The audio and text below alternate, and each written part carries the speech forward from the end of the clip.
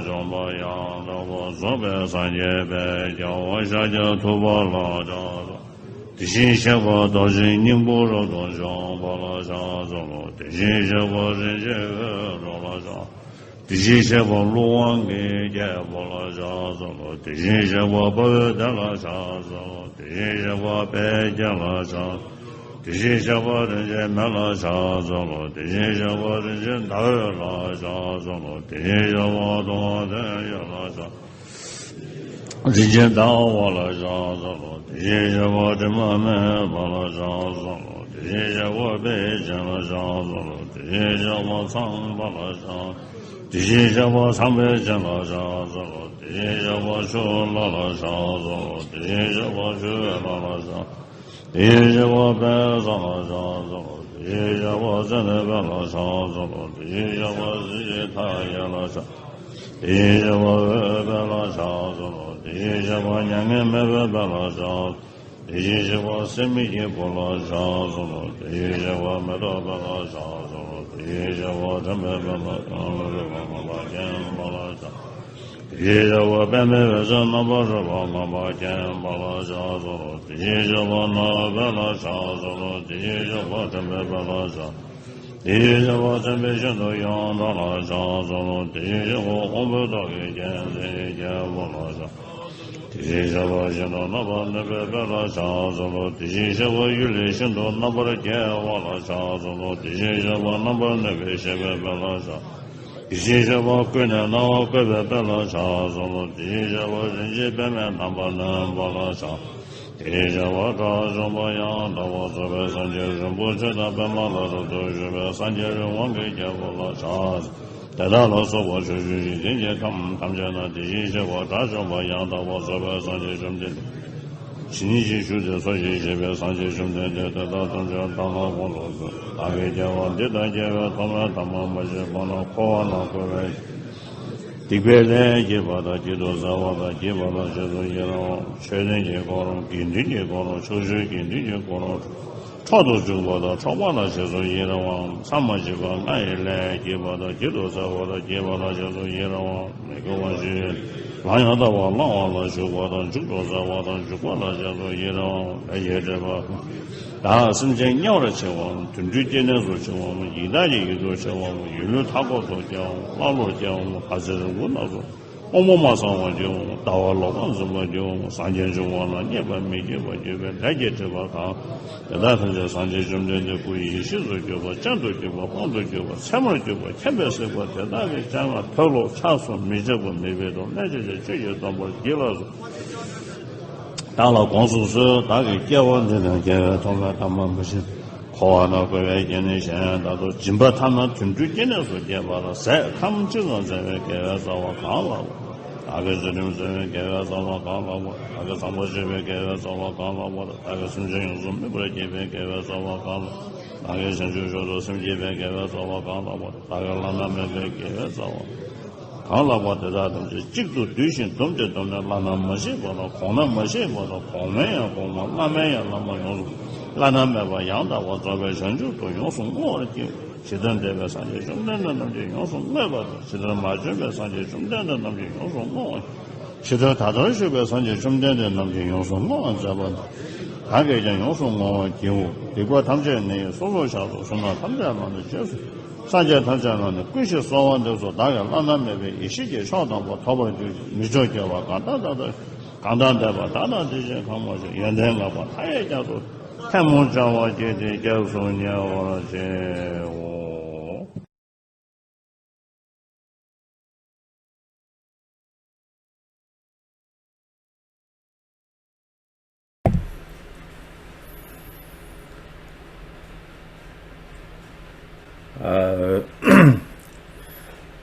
Good morning, good evening, happy Losar, happy New Year. Today is the first day of the new cycle, a cycle of time that many different cultures throughout East Asia and throughout the Himalayan region celebrates. So this is the start of the cycle that is identified as the year of the ox. And then according to elemental astrology, which is a tradition that is somewhat pan-Asia, not necessarily Buddhist, but pan-Asian tradition of elemental astrology, is identified as the iron or gold. Depending on culture, the word used is slightly different. It means metal. These are the elemental astrology that originates, I think it's in China. It's a little different from when we say, although it's called elemental, it's actually more like phases or movements. In Chinese, it's called xing. It's emphasizing the dynamic movement of change. So divided into 5 elements or 5 phases, Wu Xing, 5 movements. And these movements are named after what we would call elements. Sometimes there's some confusion with the Indic elements, which is the material atoms that make up our physical world. So there we call it the 4 great elements. In Chinese, the Shi Da. So that is the wind, fire, water, earth. Those are referring to the elements that make up our physical universe. Here in astrology, is talking about change, is talking about movements. Anyway, it's the iron ox. Although that's then more importantly for us as Buddhist practitioners and Buddhist practitioners that are involved in the Tibetan Buddhist tradition, this start of a new year coincides with an important series of events in the life of Buddha Shakyamuni. So according to tradition, the first 2 weeks, the first 15 days of the start of a new lunar cycle is identified with that period of time where the Buddha displayed 15 days of miraculous powers. This comes also at the same time as he was using reasoning, using logic, using debate. Not debate in the way that you've seen now done in the monastic education, although monastic education debate is based on this principle of using reasoning. So the Buddha, when he was talking to other people, people who were not his disciples especially, or not yet his disciples, then the use of reasoning was very important. So the Buddha used reasoning. You see in many sutras, especially the earlier sutras, whenever the Buddha spoke to someone who had doubts, spoke to someone who had questions, he did not immediately, like put on a display of what we would call miraculous powers. Yeah, he did not do that. He did not say, well, let me just show you. In fact, even when people say, well, when you teach about like karma and you talk about past lives and future lives, I don't know, I'm not convinced. Interestingly, the Buddha did not say, let me show you. Like somehow, right? Using his power and taking these people to, the past, or taking, time traveling to the past and time traveling to the future, and to like show them, see, right? Past lives exist, future lives exist, He did not resort to that. That wasn't his first. There's good evidence that wasn't his first way to dispel doubt. Instead, he appeals to this person's ability to reason. He would say, well, let's walk this through. Let me walk you through this. Why it is reasonable to accept that there are past lifetimes and there are future lifetimes, and so on and so forth. So always the Buddha used reasoning. So likewise, during these 15 days, although it's called the Day of Miracles, although the tradition emphasizes sometimes all the magical, miraculous things that he did. So one of them is like, he rose up in the air and there is like water coming out of his ears and fire shooting out of his eyes. It's said that he did things like that. The Day of Miracles, these 15 days. But actually, that is just like the cleaning up at the end. Meaning, he had already won over all those who had questions, who had doubts, through the power of his teachings and through the power of his using reasoning. So the Buddha was a reasonable person. The Buddha was many things, many virtues, many qualities, but one of them is he used reason. He never used force. He never used compulsion. It's through reason. Then, almost like at the end, if there were those who, already convinced, right, already accepted the reasoning, but due to very deep-seated, what I would call superstitions, meaning believing things that have no basis. But that is how, emotions work, right? Intellectual doubts, in some ways, a lot easier to dispel. Emotional, unreasonable doubts, hanging on, clinging on, those types of things, sometimes very hard to eradicate. That is when the Buddha, display miracles, display his powers.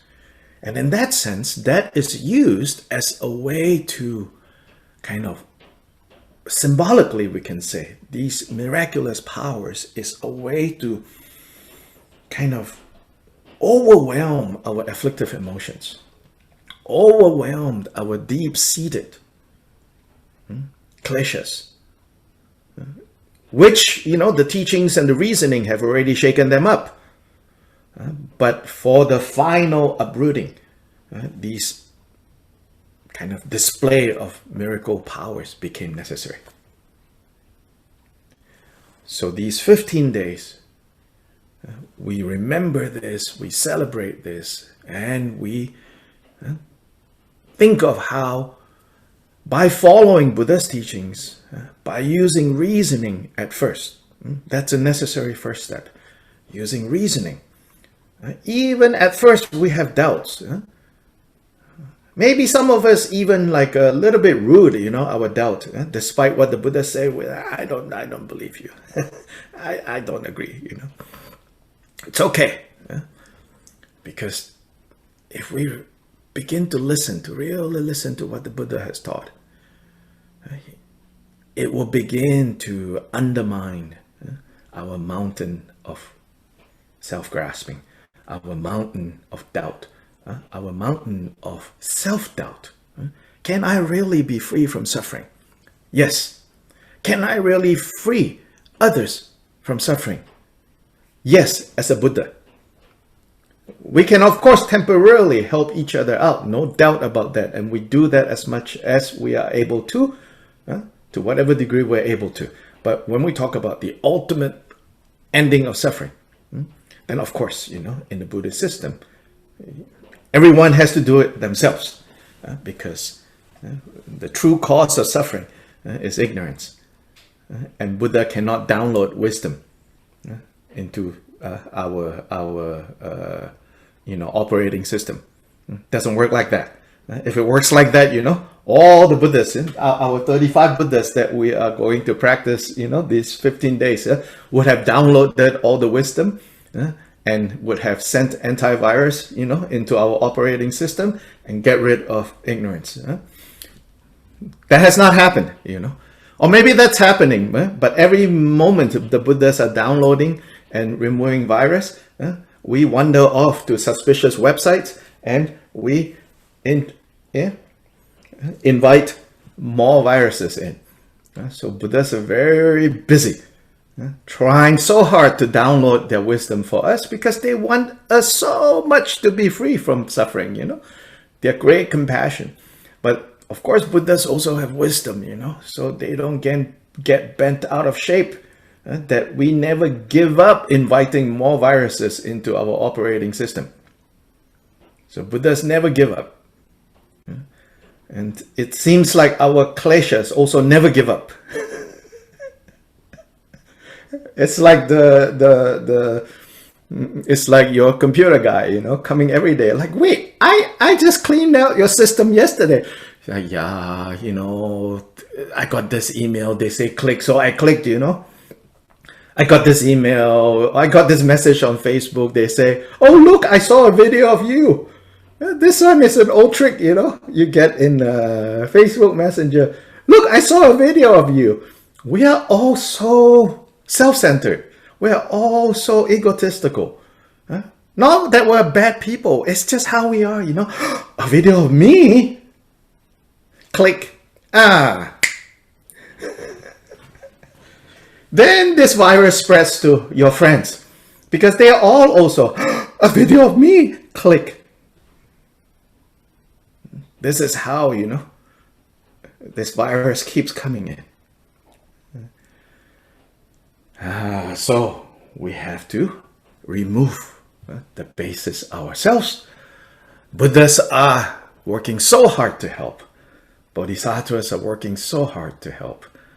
Then our friends, our teachers, our spiritual friends, our spiritual guides, they are working so hard to help. Then even our enemies, they are working so hard to help us to get out, to jailbreak samsara. So anyway, these 15 days, actually this year, 16 days.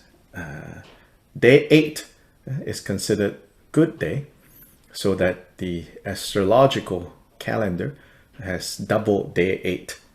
So 16 days from now to the 27th, we will do this practice.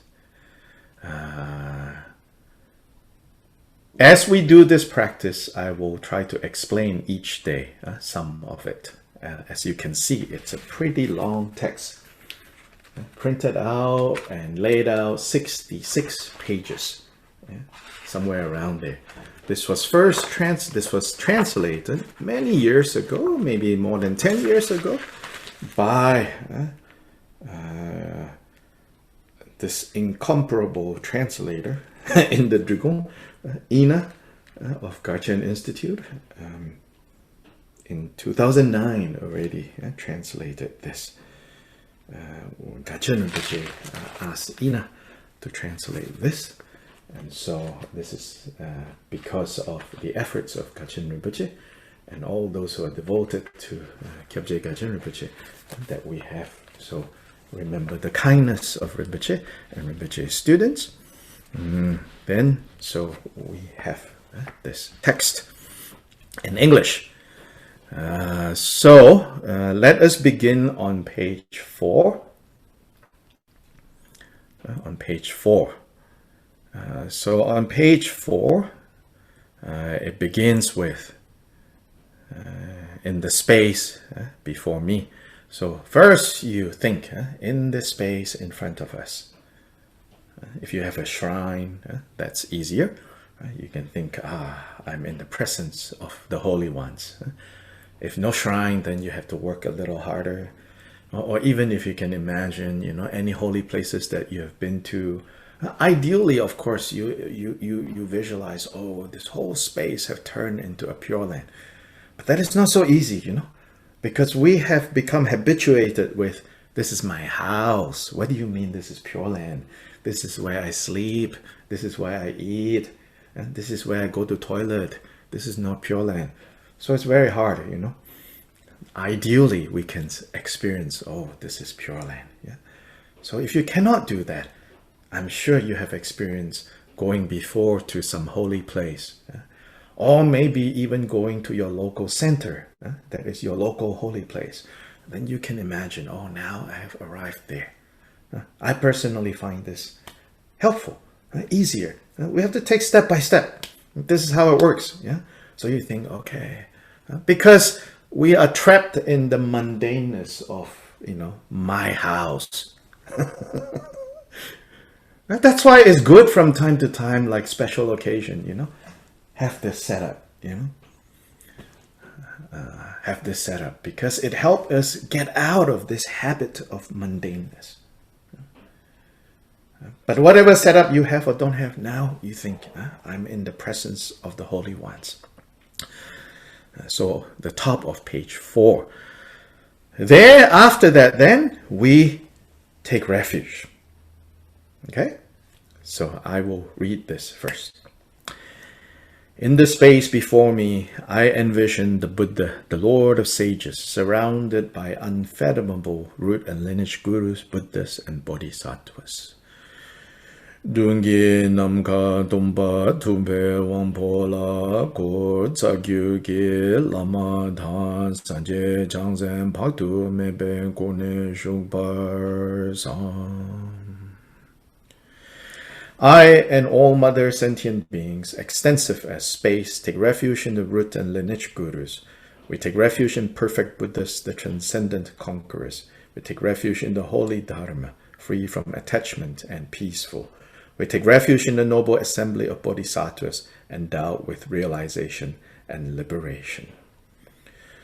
Dadan Jova Margyu Namke Dadan Nyambe Semchen Tamje Tsawa Dan Gyube Lama Namla Gyabsu Jiwo Zobe Sanje Jumden Den Namla Gyabsu Jiwo Shiva Chadra Dambe Chun Namla Gyabsu Jiwo Rigdro Niden Gyelse Pabe So Namla Gyabsu Jiwo Dadan Drova Margyu Namge Tadan Yambe Senchen Tamje Zawada Gyube Lama Namla Gyabsu Jiwo Zobe Sanje Jumdende Namla Gyabsu Jiwo Shiva Chadra Dambe Cho Namla Gyabsu Jiwo Redro Niden Gyase Pabe Cho Namla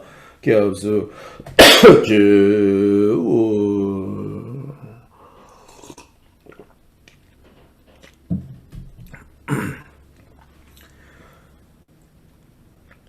So we take refuge in the 3 jewels. The 3 jewels is the pure field of accumulation. So this, up until now, it is called accumulating vast merit, gathering vast merit by relying on the pure objects of merit and wisdom. The next is the impure objects of accumulations. What do we mean by impure? Impure here, the words pure and impure in English sometimes, especially if you grew up in the West, have very heavy theistic connotation. If you grew up in Asia, maybe no issue. But pure and impure, sometimes have very heavy theistic connotations, like, you're a good person, bad person, you are, and then your secrets, you keep, and shame, all of that, Pure and impure here is basically talking about clear, without obscurations, without confusion, or free from confusion. Buddhas and non-Buddhas. So the impure objects of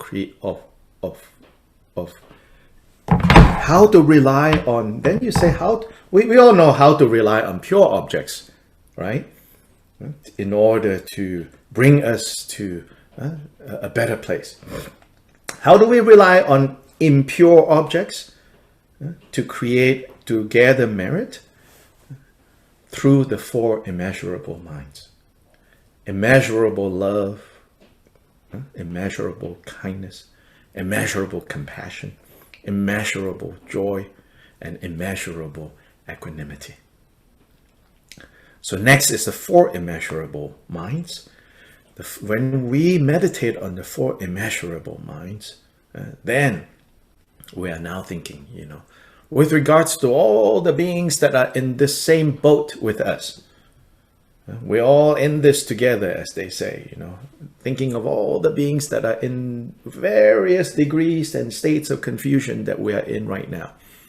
With regards to them, I feel this tremendous loving kindness, tremendous compassion, tremendous joy, and equanimity, meaning towards all without the bias of attachment or aversion. So evenly, without bias. Right now we are quite biased. People we like, it's easy to have love and kindness for. People we cherish, easy to feel joyful when we see them doing well. Harder, for those that we don't care too much about. So it has to be impartial. So this is the second part of the accumulations at the beginning, and this is on page 5. So it goes to the top of page 6, page 5, and the very top of page 6 in English. So here, Antonio, if you are there, can you please read one time in English from on page 5 to the very top of page 6?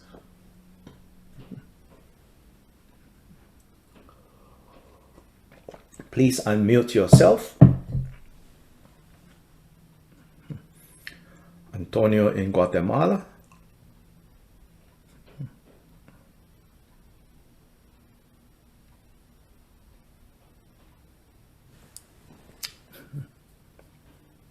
Cannot unmute, sorry. Let's see what the settings are. Yes, okay now. May all You have been empowered. May all sentient beings who have not realized that the self and all appearances are by nature dharmadhatu have happiness and the cause of happiness.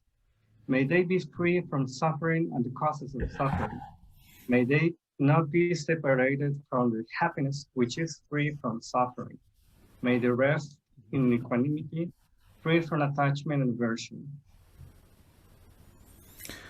Okay, so we'll do this first. There is a second part to this accumulation. So we'll do this first, and then the next part is specifically about this practice.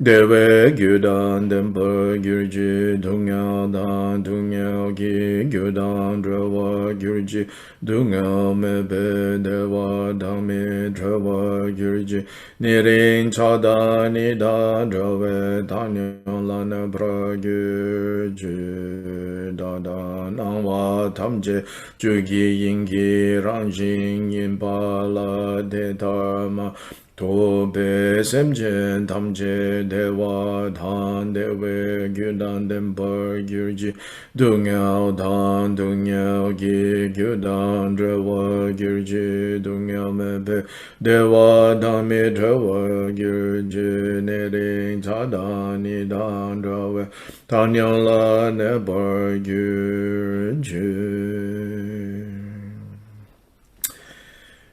Now the second part, Sandra, if you could read that for us from the bottom of 5 to the top of 6.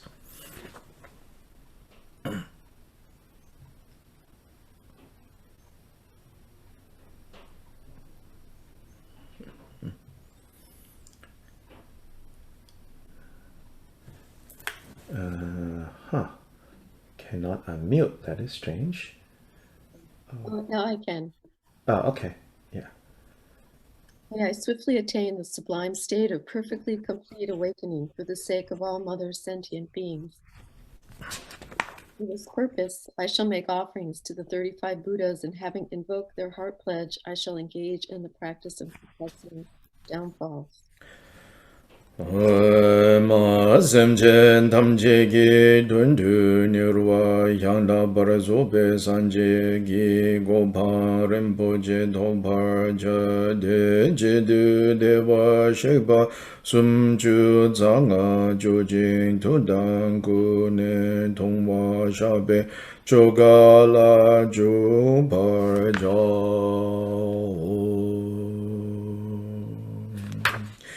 Ma semchen tamche gi dundu nirwa yang dhabara zobe sanje gi gumbang rinpoche thompar ja de je du deva shekpa sumchu zanga ju jing tu dam ku ne tongwa shabe chogala ju par jo.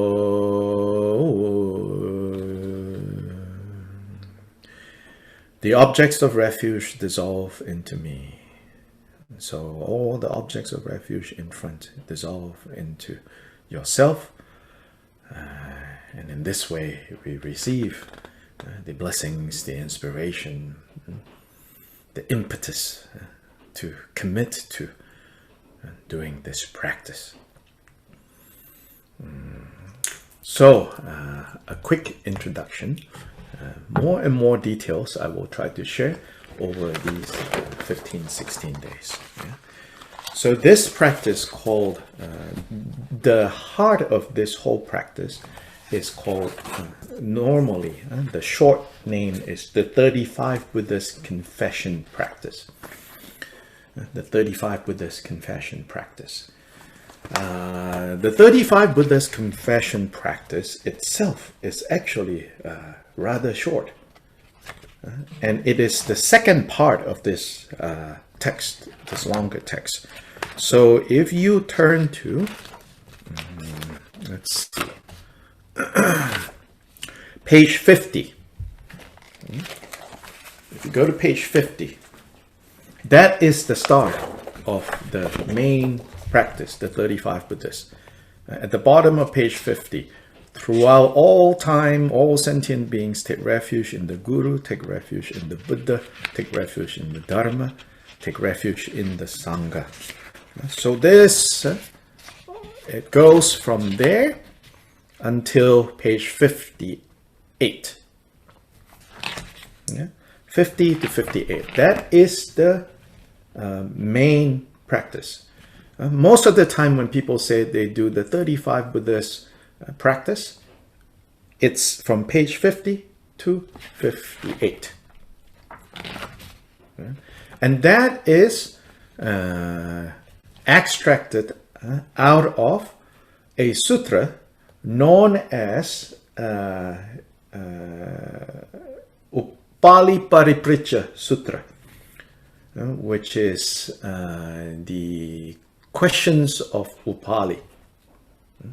Upali Paripricha Sutra belongs to a category of Mahayana sutras known as the jewel heap, or heaps of jewel, Ratnakutta. Heaps of jewel Mahayana sutras.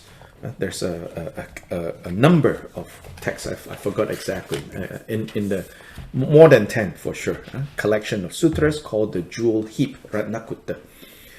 For those of you geeks who are into looking for books and reading, book geeks, there is a translation of Ratnakutta. I don't know if it is a complete translation, but translated from the Chinese Ratnakutta by Karma C.C. Chang, C-H-A-N-G, last name, Chang, and he spells his Karma with a G, G-A-R-M-A, Karma C.C. Chang. He was actually a Buddhist studies professor of a couple of generations back, one of the pioneers of Buddhist studies as a Western academic field. He taught at, I believe, Penn State, either Penn State University or University of Pennsylvania, and retired from there. He's passed on since then. So he translated it. I forgot the title of this book. Maybe it's just called Mahayana Sutras. I think Mahayana Sutras. In there, the questions of Upali has been translated. So in there, in this questions of Upali, in the history, in the life of Buddha, Upali is said to be the Buddha's disciple who is foremost in the observance of the vows. That he was most expert and most diligent in observing, especially the monastic vows. So he is the main person asking the Buddha the questions about vows, virtuous actions, non-virtuous actions. So he is the protagonist, so to say, in this sutra. And so then here, instead of the monastic vows, the vows of, or more generally, the vows of individual liberation, which we all should have to whatever degree, instead of that topic, here Upali was asking the Buddha about the Bodhisattva's downfalls. So in that sutra, and then of course in many other places, and I'll try to read from them throughout these 15 days, basically after some discussion about the various vows and what are the most damaging actions that will damage our bodhicitta, our resolve to become Buddhas for the benefit of all beings. After that, then the Buddha said, in order to purify damages to repair, to purify, to remove any contamination, any damage, any weakening of our bodhisattva vow, our commitment to be good for others, to be good in the ultimate way for others, in order to cleanse that, to repair that. And boy, it's so easy to damage that. A lot of times we damage it even without knowing. So we turn on news, oh, left and right, we are damaging our bodhisattva vow. Left and right, we're compromising our bodhicitta. We go to social media, left and right, we are damaging bodhicitta. We're damaging our bodhisattva vow. So it's become so easy, to damage our bodhisattva vow, our bodhicitta, our commitment to strive for Buddhahood for the benefit of all. So here, Buddha said, you do this practice, future bodhisattvas, especially beginner bodhisattvas, you rely on this method of paying homage to the 35 Buddhas, and with the 35 Buddhas serving as witnesses, as inspiration, we then utter verses of what we translate as confession. But it's not confession the way we think of it. It's laying bare, it's exposing. It's exposing and laying bare, shakpa in Tibetan, so that we see clearly. We see clearly how we created the negative causes that is bringing the negative results that we so despair over, that we so cannot stand, that we so detest. So if we don't want these negative results, if we don't want to experience negative results, negative conditions, then we have to, ultimately, we have to stop creating them. then if we created them, there is still the power of removing them before they ripen. Now, to what degree can they be completely purified? Depends on us. Depends on how powerfully we are applying the antidote. So for confessional practices, 4 powers are really important. The power of remorse or regret, the power of relying on the Buddhas, so in this case the 35 Buddhas, then the power of remedy, in this case the specific remedy of doing this practice, then the power of resolving not to repeat. If we apply these 4 powers, then the cleansing that we are doing, the clearing that we are doing becomes effective. Ultimately, it's the ultimate cleansing or confession or purifying is the realization of emptiness.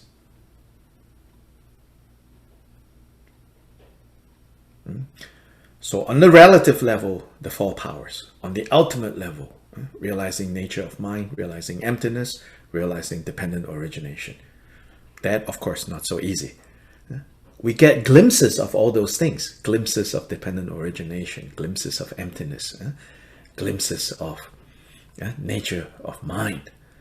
But all of these glimpses are like sparks in the dark night. These sparks that gives us some hope, you know. Oh, it's possible. Oh, it's possible to be free. So don't just count on, you know, this ultimate purification. We begin with relative purification by relying on the 4 powers. So this, from page 51 to 58, is the main practice. This practice is also known as the sutra that consists of 3 elements, literally 3 heaps. So if you do a search on Google, a sutra of 3 heaps, 3 bundles, 3 heaps, because it's skanda, 3 heaps, 3 bundles, 3 piles, basically means 3 elements. Now, interestingly, the various commentaries, there is one commentary attributed to the great Nagarjuna, and then there are other commentaries. Interestingly, it is not entirely clear what the 3 elements are. Even though the title of, sometimes the title is the Sutra of 3 Heaps. And it's like, so depending on which source you look at, they explain the 3 heaps a little differently. In one explanation, the 3 heaps are, or the 3 elements are,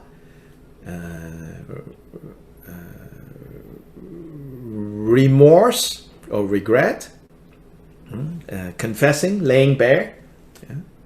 That's the first heap is like laying bare. Then second, rejoicing.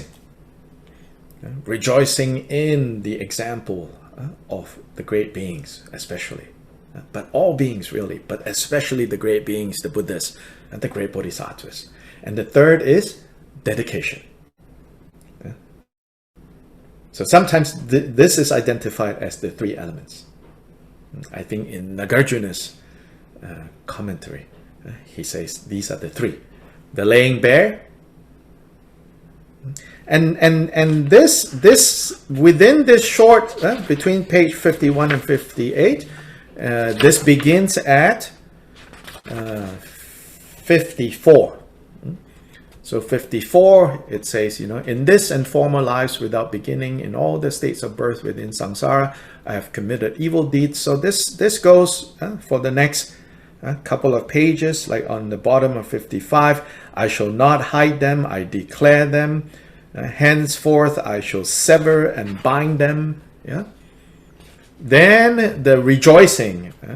I get all the roots of virtue I've accumulated in cyclic existence through having acted generously, So this is like the rejoicing part as well as the dedication part.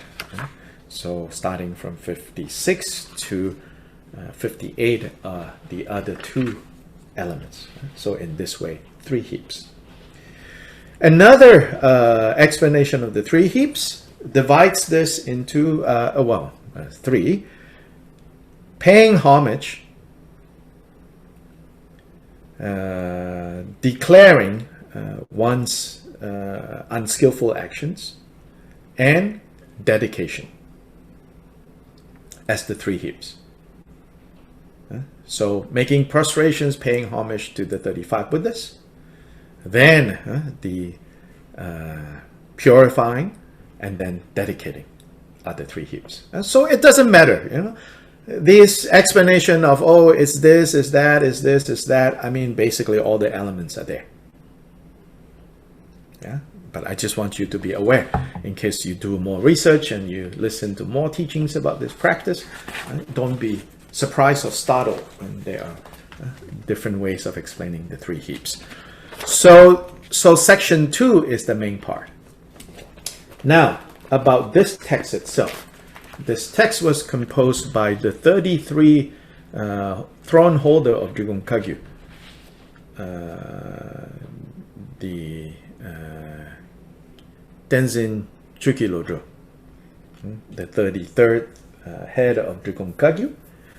And this text now is the 37th and the 36th, the 2 core heads, so you can kind of more or less know when the 33 throne holder lived. And so this was composed for the purpose of people who are going into retreat, a month, 3 months, 6 months, to accumulate the second part. 100 times, 108 times, 100,000 times. Yeah.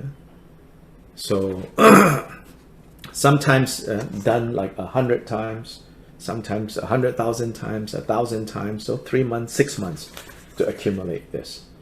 So the original intent of this longer text is for people going into retreat.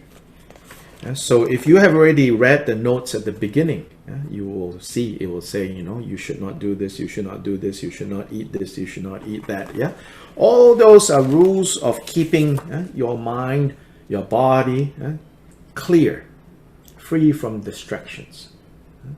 When we look at these rules, you know, don't do this, don't do that, you know, we sometimes tend to think, oh, this is so making it so tight, you know, I cannot do this, I cannot do that, you know. But this is really, you know, we need to think of these in the spirit of like, this is a way for us to lay aside, which is also what Shakpa means, to lay aside distractions. Eating things that will, you know, kind of excite us, increase our kind of energy excessively, lay aside. Engaging in like kind of addictive behavior that takes our mind away from this practice, especially when you're in retreat, you know, lay aside. Lay aside the phone, you know, lay aside news, you know, lay aside. So to whatever degree we can in these 15, 16 days, to lay aside. In a way like the Buddhist Lent. You think of, like, I will give up chocolate for 16 days because it's too distracting. So whatever we can lay aside to put distractions. Then also, you know, when you're able to do that after a while, you realize that what used to have such a strong hold on you may not actually have such a strong hold on you. Yeah? And it feels good, you know. But we have to do it with the right attitude, I feel. If we don't do it with the right attitude and we do it in a way that is forced, then you're not laying aside, you know. For 15, 16 days, it grows stronger and stronger. Chocolate, chocolate, chocolate. Yeah. Day 17, you know, you will overdose on chocolate. Then for 16 days, you're not doing laying aside. You're not doing, you know, For 16 days, you are visualizing chocolate flying around everywhere. Yeah, so not like that. Yeah. Okay, now we go back to the text. So here in this text, then you say what's going on, then before page 50. Before page 50 is to invoke the presence of the 35 Buddhas and all the other great beings to come into our presence, and then to make offerings to them. To make offerings to them. Yeah. So next is so before we make offerings, we need to purify the offerings. Mainly, you think of it as purifying your grasping, onto things. Purifying your attachment onto things. And then when that is cleansed, then they can be offered to the Buddhas and Bodhisattvas. Yeah. Randy in California, good morning. It's rather early for you. If you can read the English from 6 all the way to the top of 9, that will be most wonderful. Okay. By the power of the truth, by the truth of the 3 jewels, by the blessings of all Buddhas and Bodhisattvas, by the great power of the fully completed 2 accumulations, and by the force of the inconceivable and utterly pure nature of Dharmadhatu, all faults and defects of the entire ground of this abode, such as chunks of dirt and stone, gravel, unevenness, and crookedness are dispelled. Even like a palm, it is extensive and vast. It is carpeted with the fine sand of various jewels, filled with flowers, medicine, bathing pools, wish-fulfilling jeweled trees, streams of scented water, the reverberating sound of Dharma, and so forth. It is utterly pure, like the Buddha field of Sukhavati. Above this space, surrounded by strings of clouds of 5-colored light, is a jeweled throne, each of its 4 sides supported by a pair of great lions. It is spacious, lofty, and covered with divine silken scarves. Above this is a seat of variegated lotus and a full moon disk stacked one on top of the other. Upon this is a white silken parasol with a jewel top ornament and 1,000 spokes made of jambu gold.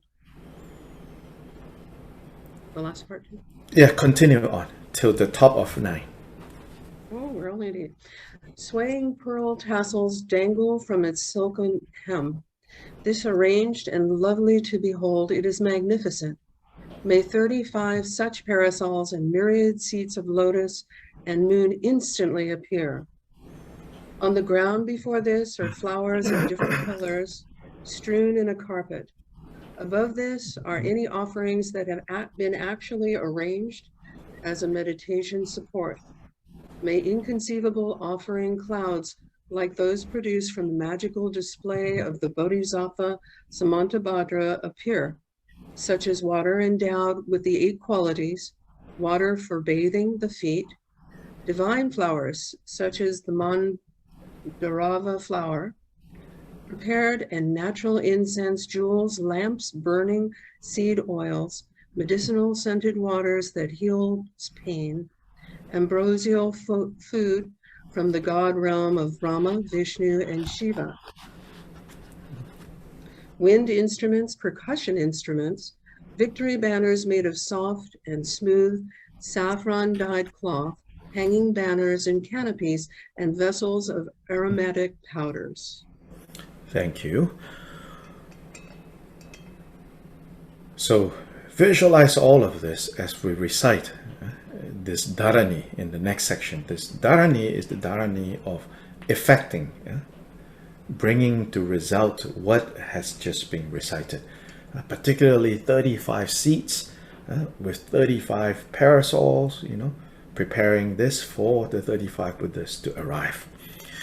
Namo Ranatrayaya Namo Bhagavate Vajrasara Paramadane Tathagataya Arahate Samya Sambuddhaya Te Yata Om Bhadre Bhadre Maha Tejo Bhadre Mahavidya Bhadre Mahabodhi Chitta Bhadre Mahabodhi Mandopa Sankramana Bhadre Sarvakarma Avarana Bishodhana Bhadre Soha Namo Ranatraya Namo Bhagavate Bhadra Sara Paramadane Tathagataya Arahate Samyasa Buddhaya Te Yada Om Bhadre Bhadre Mahabhadre Mahatejo Bhadre Mahavidya Bhadre Mahabodhi Chitta Bhadre Mahabodhi Mandopa Sankramana Bhadre Sarva Karma Avarana Bishodhana Bhadre Soha Namo Ranatrayaya Namo Bhagavate Bhadrasara Paramadhane Tathagataya Arahate Sanya Sambuddhaya Om Bhadre Bhadre Mahatejo Bhadre Mahavidya Bhadre Mahabodhi Chitta Bhadre Mahabodhi Mandopa Sankramana Bhadre Sarva Karma Avarana Bishodhana Bhadra Soha.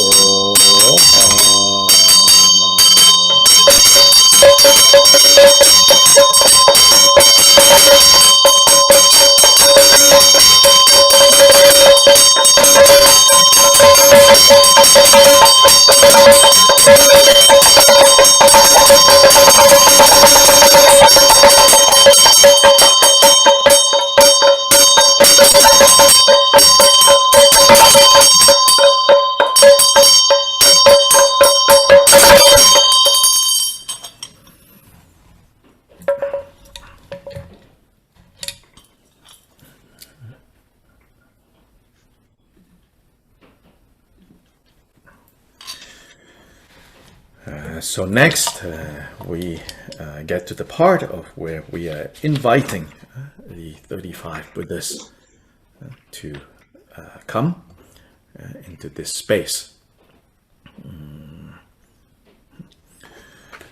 Lucrezia, in Guatemala, if you can read from page 9 to the middle of page 10 until the word to increase. Until please come and cause our store of merit to increase. Okay.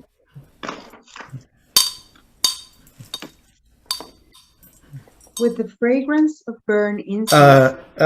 No. Just the big words. Compassionate, transcendent. Yeah. Okay, good.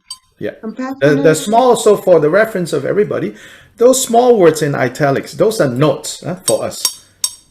Yeah. Okay. Compassionate, transcendent conquerors, dwelling in the 10 directions. Please hear me. In the past, when you, the 35 compassionate, transcendent conquerors, engaged in bodhisattva deeds, you aroused bodhicitta and vowed to cleanse the obscurations of wandering beings in time when the 5 degenerations are rampant. Following this pledge, in order to protect us, helpless, wandering beings, today we invite you to safeguard and stand by us as our last resort. Having come, regard us with eyes of compassion and purified our faults and downfalls. Please come and cause our store of merit to increase.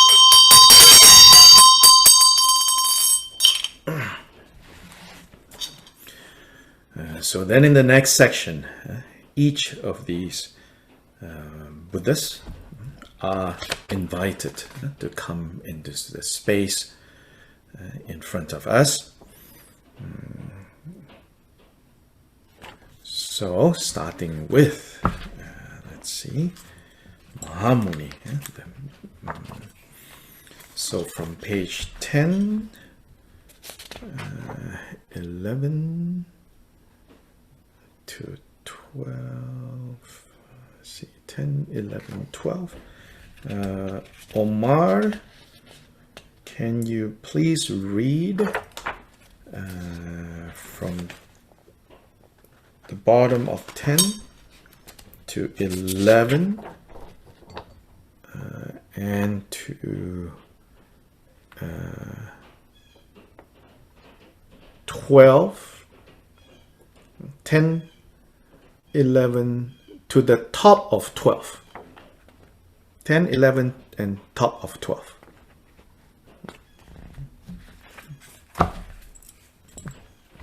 Do you want that I share the screen? Yes, you can display Buddha Shakyamuni, the first one.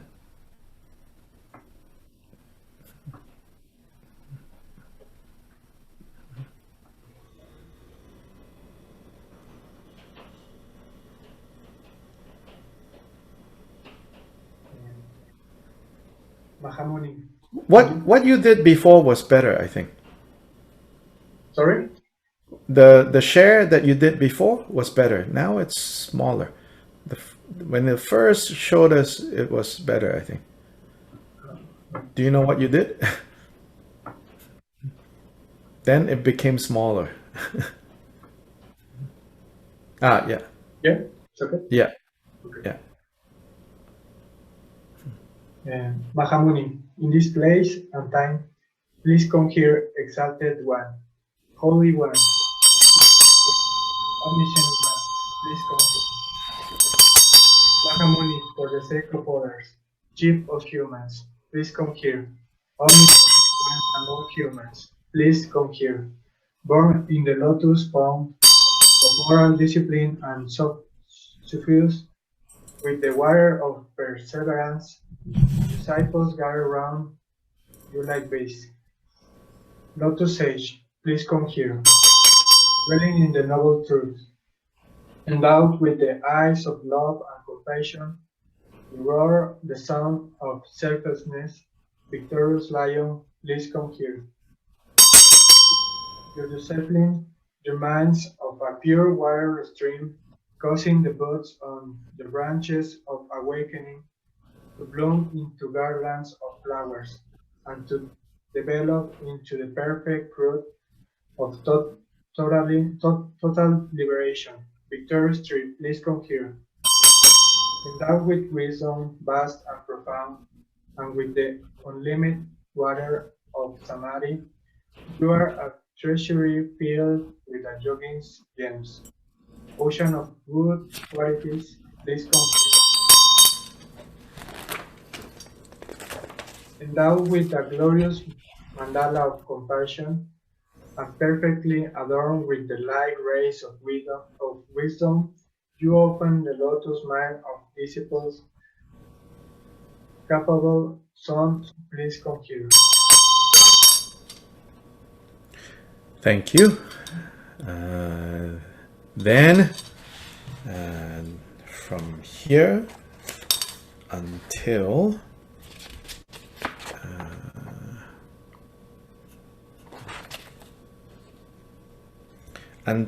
middle of 13, able 1. Yeah? Claudia, if you can continue from where Omar stopped until able 1 on page 13. Yeah. Okay. Invincible to adversaries, the deeds performed in the example of your perfect life were of a healer and his following. You won the trust of the deer-like returners and non-returners. Capable mountain, please come here.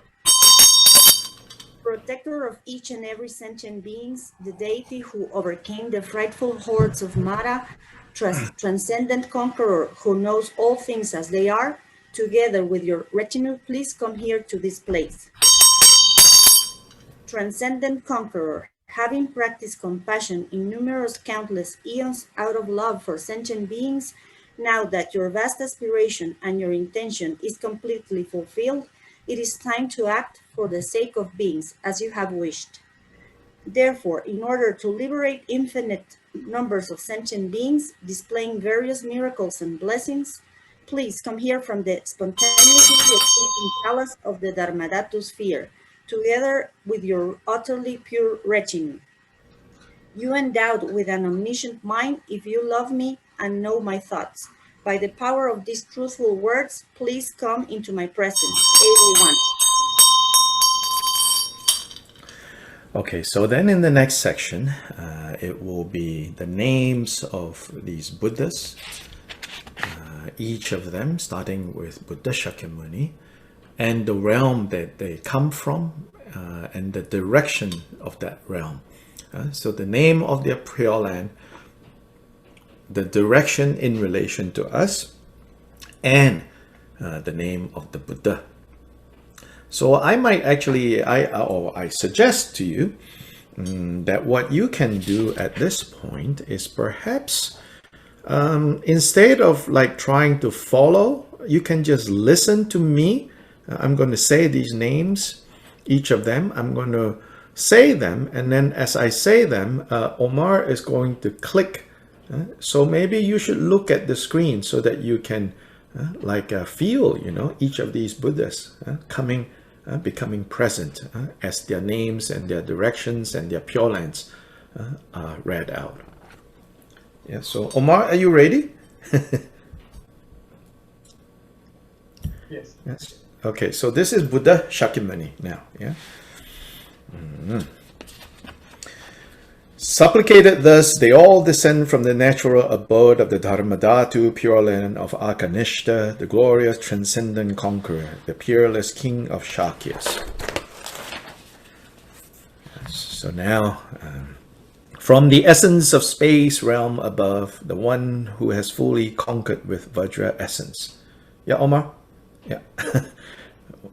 Once I say from, you click to the next one, yeah? So this is the one, this is the essence of, from the Pure Land called the essence of space realm above, the one who has fully conquered with Vajra essence. And this is the form of that Buddha. From the jewel endowed realm in the east, jewel radiating light. From the realm pervaded by Nagas in the southeast, sovereign king of Nagas. From the realm of the brave in the south, leader of the brave. From the realm endowed with joy in southwest, glorious joy. From the realm endowed with luminosity in the west, jewel fire. From the realm pleasant light in the northwest, jewel moonlight. From the realm drumbeat in the north, meaningful to behold. From the realm radiant light in the northeast, jewel moon. From the realm ash-covered below, the stainless one. From the realm glory endowed above, glorious giving. From the realm devoid of obscurations in the east, the pure one. From the realm without sorrow in the southeast, giving of purity. From the stainless realm in the south, the water god. From the clear realm in the southwest, the god of water gods. From the realm bliss endowed in the west, good glory. From the realm pervaded by sweet scents in the northwest, glorious sandalwood. From the realm endowed with brilliance in the north, infinite brilliance. From the realm meaningful in the northeast, glorious light. From the realm unobscured below, glory without sorrow. From the realm without craving above, the sun of non-craving. From the realm where many flowers blossom in the east, glory of flowers. From the realm pervaded by purity in the southeast, pure display. From the realm lotus endowed in the south, display of lotus light. From the realm with jewels in the southwest, glory of wealth. From the realm clarity endowed in the west, glory of mindfulness. From the realm without names in the northwest, widely renowned glorious name. From the realm clear power in the north, victory banner that crowns the sovereign. From the unfolding realm in the northeast, the glorious one who fully subdues. From the realm free of afflictions below, sublime victor in battle. From the realm glory endowed in the east, the one gone beyond through complete victory. From the realm illuminating array in the south, glorious illuminating array. From the realm glory endowed in the west, all subduing lotus jewel. From the jewel realm in the north, king of sovereign Mount Meru and retinue. And unfathomable bodhisattvas all descend in an instant through unhindered miraculous abilities from their individual.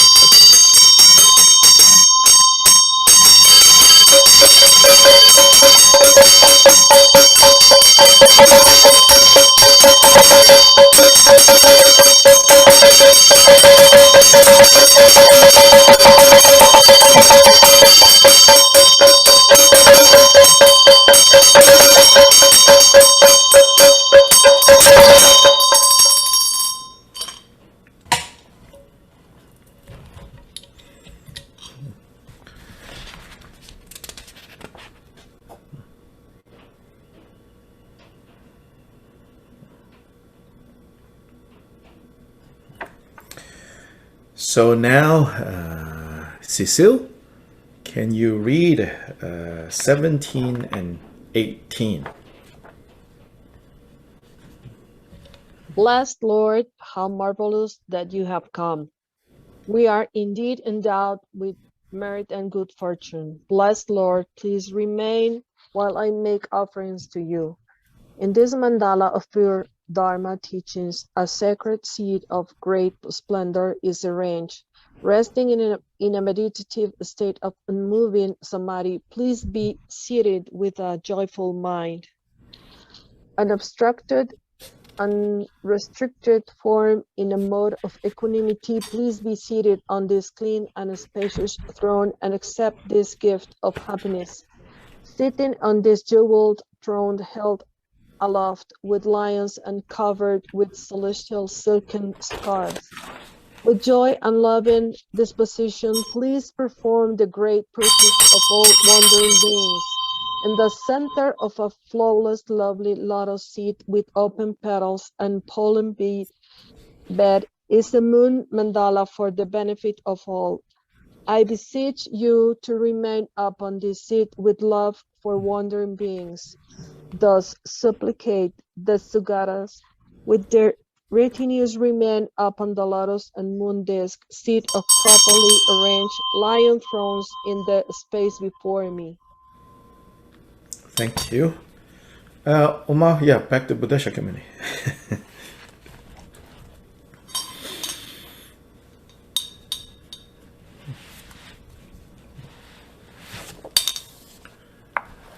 So then next,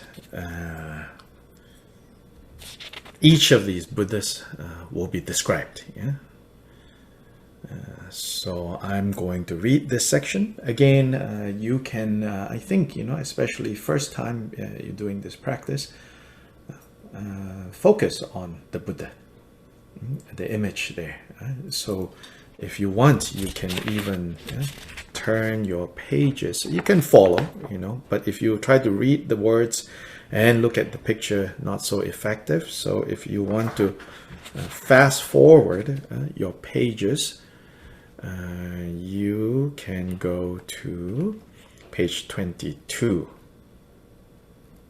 We'll end at the section. I'll read until the bottom of 22. Yeah.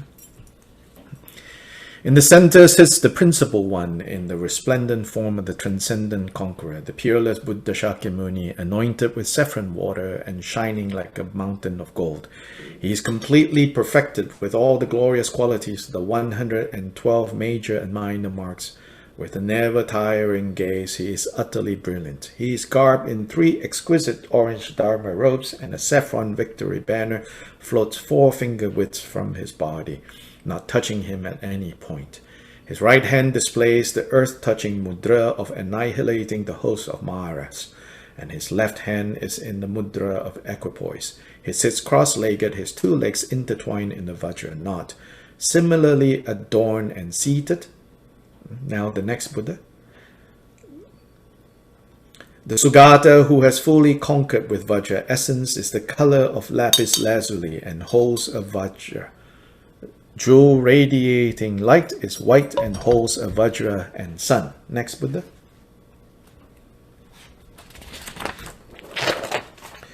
The sovereign king of Nagas is blue and holds a Naga tree and snake. The leader of the brave is yellow and holds a volume of scripture and a sword. Glorious joy is crimson and holds a sun and lotus. Jewel fire is red and holds a jewel and a sphere of fire. Jewel moonlight is white and holds a jewel and a moon. Meaningful to behold is green and holds an uppala flower adorned with 2 eyes. Jewel moon is pale green and holds a precious jewel and a moon. The stainless one is smoke colored and holds crystal clear mirrors. Glorious giving is white and holds the trunk of a wood apple tree. The pure one is crimson and holds a fully open 1,000-petal lotus and a sun. Giving of purity is yellow and holds a moon and a lotus marked by a sun. The water god is blue and holds a water sphere and displays the gesture of teaching dharma. The god of water gods is white and holds an ocean and a mirror. Good glory is red and holds a lotus stalk with a twig from the wish-fulfilling tree. Glorious sandalwood is crimson and holds a stalk of sandalwood tree and a wood apple fruit. Infinite brilliance is red and holds a lotus marked by 2 sun discs. Glorious light is white and holds a sphere of light. Glory without sorrow is light blue and holds a sprig of the Ashoka tree. Sun of non-craving is blue and holds Mount Meru and displays the lotus mudra. Glory of flowers is yellow and holds a flower and a wood apple fruit. Pure display is white and holds a lotus and masses of light. Display of lotus light is red and holds a lotus and a sun. Glory of wealth is red and holds a wish-fulfilling jewel brightly blazing with light. Glory of mindfulness is yellow and holds a scripture and a sword. Widely renowned glorious name is green and holds the crown of a Buddha above his own crown. Victory banner that crowns the sovereign is yellow and holds a jewel victory banner. The glorious one who fully subdues is white and displays the earth-touching mudra. Supreme victor in battle is blue and holds armor and a sword. The one gone beyond through complete victory is white and displays the earth-touching mudra and the mudra of bestowing protection. Glorious illuminating array is yellow and holds a sun and a jewel. All subduing lotus jewel is red and holds a jewel and a lotus. King of Mount Meru is sky blue and holds Mount Meru in his 2 hands. All are dressed in the style of a renunciate Nirmanakaya and adorned with the 32 excellent marks and the 80 minor marks, such as the crown protuberance and the wheels on the feet.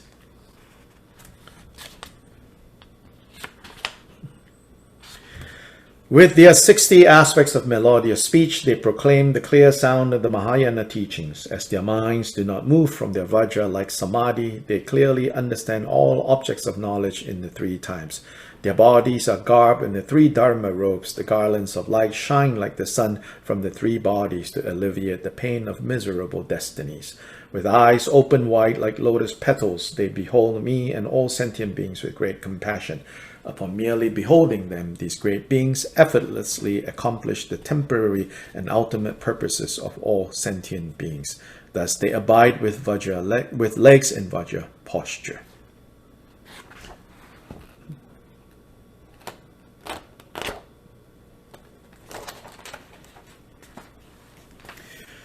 As you raise beautiful jewel parasols with golden handles delightfully adorned with all around with pleasing forms so lovely to behold, I make unceasing offerings to the Lord of Sages.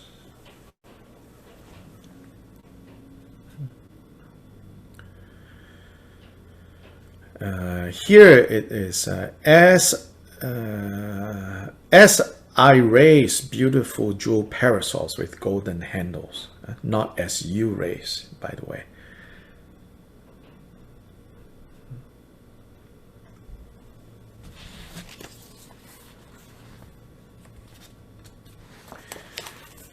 So Omar, let's now go back to Buddha Shakyamuni at the beginning.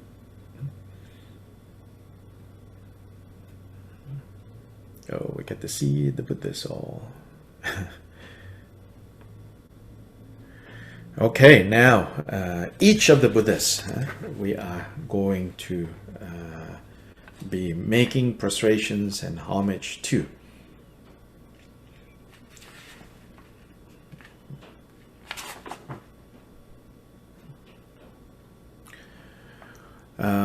So a number of you have been given numbers.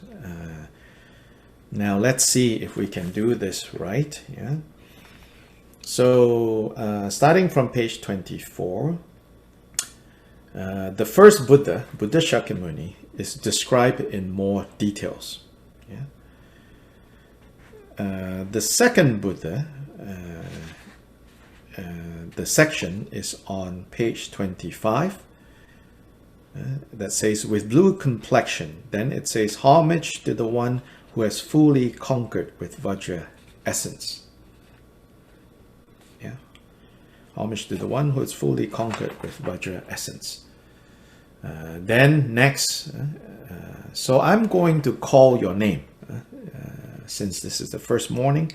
And when I call your name, just please be ready to read your section of the Buddha. So just follow. No worries. Don't panic. So on page 24, starting with Antonio. To the Bhagavan, the Tathagata, the Arhat, the perfectly complete Buddha, the one with perfect knowledge and conduct, the Sugata, the knower of the world, the guide who tames beings, the unsurpassed one, the teacher of gods and humans, fearless king of Chakyas, I prostrate fully, bowing my head to your dustless, immaculate feet. Continue. With golden complexion and earth-touching gesture, you cleanse the misdeeds of 10,000 eons and are the glory of this world of endurance. Homage to the Supreme Guide, Shakyamuni. Yeah, so if you want to do this more extensively, then you will go back to the Bhagavan, the Tathagata, the Arhat, and then all the way to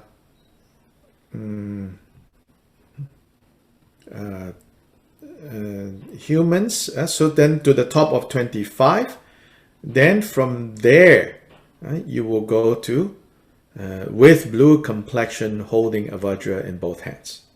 If you do want to do this more extensively. But today we won't do this. We will just continue to each of the Buddhas with blue complexion. So next, Sandra. With blue complexion, holding a Vajra in both hands, you cleanse the misdeeds of 10,000 eons and are the glory of the essence of space realm above. Homage to the one who has Randy. With white complexion, holding a Vajra and sun, you cleanse the misdeeds of 25,000 eons and are the glory of the jewel-endowed realm in the east.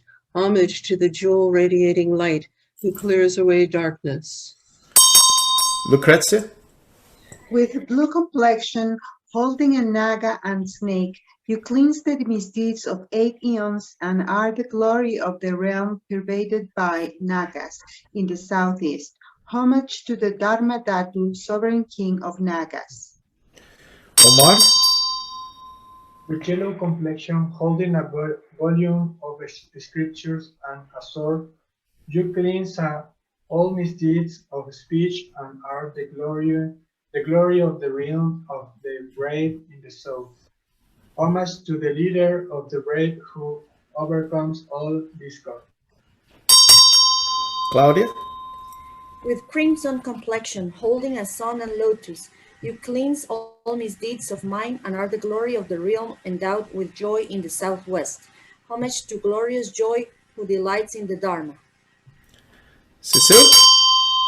With red complexion, holding a jewel and fire spear, you cleanse the misdeeds of causing schism in the Sangha and are the glory of the realm endowed with luminosity in the west. Homage to the persevering jewel fire.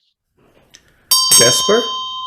With white complexions holding a jewel and moon, you cleanse the misdeeds of one yon and are the glory of the realm pleasant light in the northwest. Homage to jewel moonlight who clears away darkness. Elena? With green complexion holding an Optala flower marked with two eyes, you cleanse the masses of denigrating the sublime ones, and are the glory of the realm of drumbeat in the north.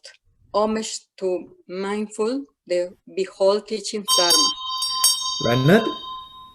With light green complexion, holding a jewel and lotus, you cleanse the misdeeds of the inexpiable act of killing one's mother, and are the glory of the realm radiant light in the northeast. Homage to jewel moon, shining coolness. Adriana? With smoke color complexion, holding a mirror in each hand, you cleanse the misdeed of the inexpiable act of killing one's father and are the glory of the realm ash covered below. Homage to the stainless one of insight and meditation. Tracy? With white complexion, holding a stalk of a wood apple in both hands, you cleanse the misdeeds of the inexpiable act of killing an arhat, and are the glory of the realm, glory endowed above. Homage to glorious giving of immaculate wisdom. Samantha? With crimson complexion, holding a lotus and sun, you cleanse the misdeeds of drawing blood from the Tathagata's body with evil intent, and are the glory of the realm devoid of obscuration in the east. Homage to the immaculate, impeccable, pure one. Ana Isabel? With yellow complexion, holding a lotus marked with a sun, you cleanse the misdeed of 10,000 eons and are the glory of the realm without sorrow in the southeast. Homage of giving of purity, Lord of the conquerors. Vicky?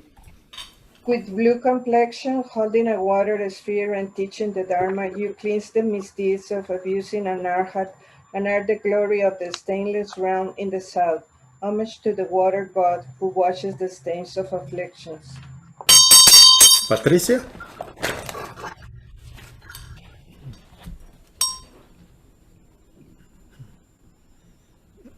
If you're reading, we cannot hear you. I'm on mute. Yes, now is good. Yes, okay. Yeah.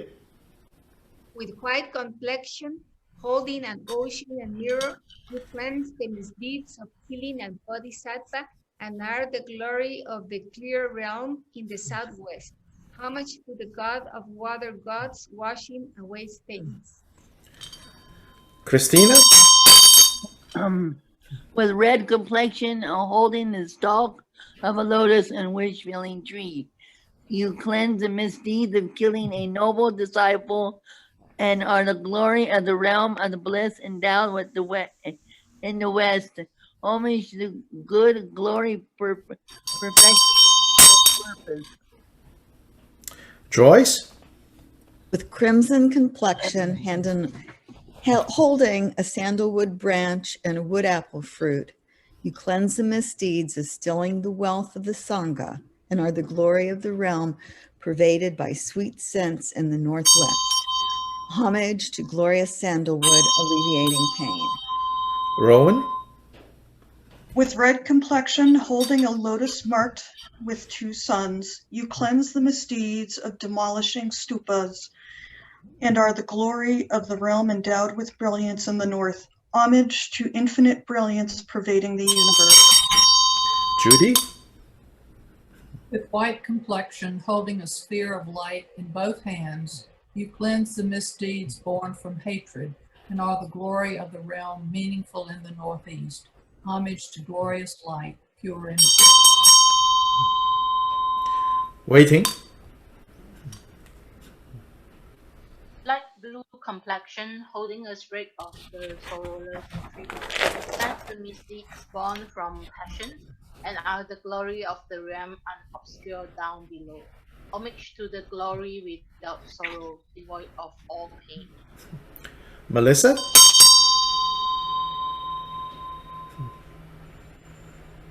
Blue complexion, holding Mount Meru and displaying the lotus mudra, you cleanse the misdeeds of 10,000 eons and are the glory of the realm without craving above. Homage to the peerless, son of non-craving. Larry? With yellow complexion, holding a flower and a wood apple fruit, you cleanse the misdeeds of 100,000 eons and are the glory of the realm where many flowers blossom in the east. Homage to the lovely glory of flowers. Laura Herman? White complexion, holding a lotus and masses of light, you cleanse the misdeeds of 1,000 eons, or the glory of the realm, pervaded by purity southeast. Homage to the radiant, pure display. Mariana? With red complexion, holding a lotus and sun, you cleanse the misdeeds of 7 eons and are the glory of the rim lotus and dove. In the south, homage of the displays of lotus light. Rodrigo? With red complexion, holding a wish fulfilling jewel in both hands, you cleanse the misdeeds born from habitual imprudence and are the glory of the realm with jewels in the southwest. Homage to the glory of wealth, rich with faith and the rest. Miriam? With white complexion, displaying the earth-touching mudra and the mudra. And this going Miriam, this is page 33, starting with yellow complexion. with yellow complexion, holding a phone and a figure. You cleanse the man's sins, born from rejoicing in the minds of others, and are the glory of the ring illuminating a light in the south. Homage to glorious illuminating array.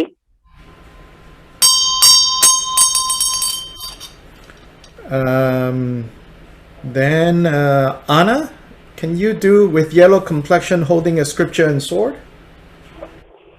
Yellow complexion, holding a scripture and sword, you cleanse with body and are the glory of the realm, clarity endowed in homage to the glory of mindfulness of body, feelings, mind, and dharmas. Okay, thank you. Now page 34. Now anyone, some person volunteer for this 29 on the top, page 34.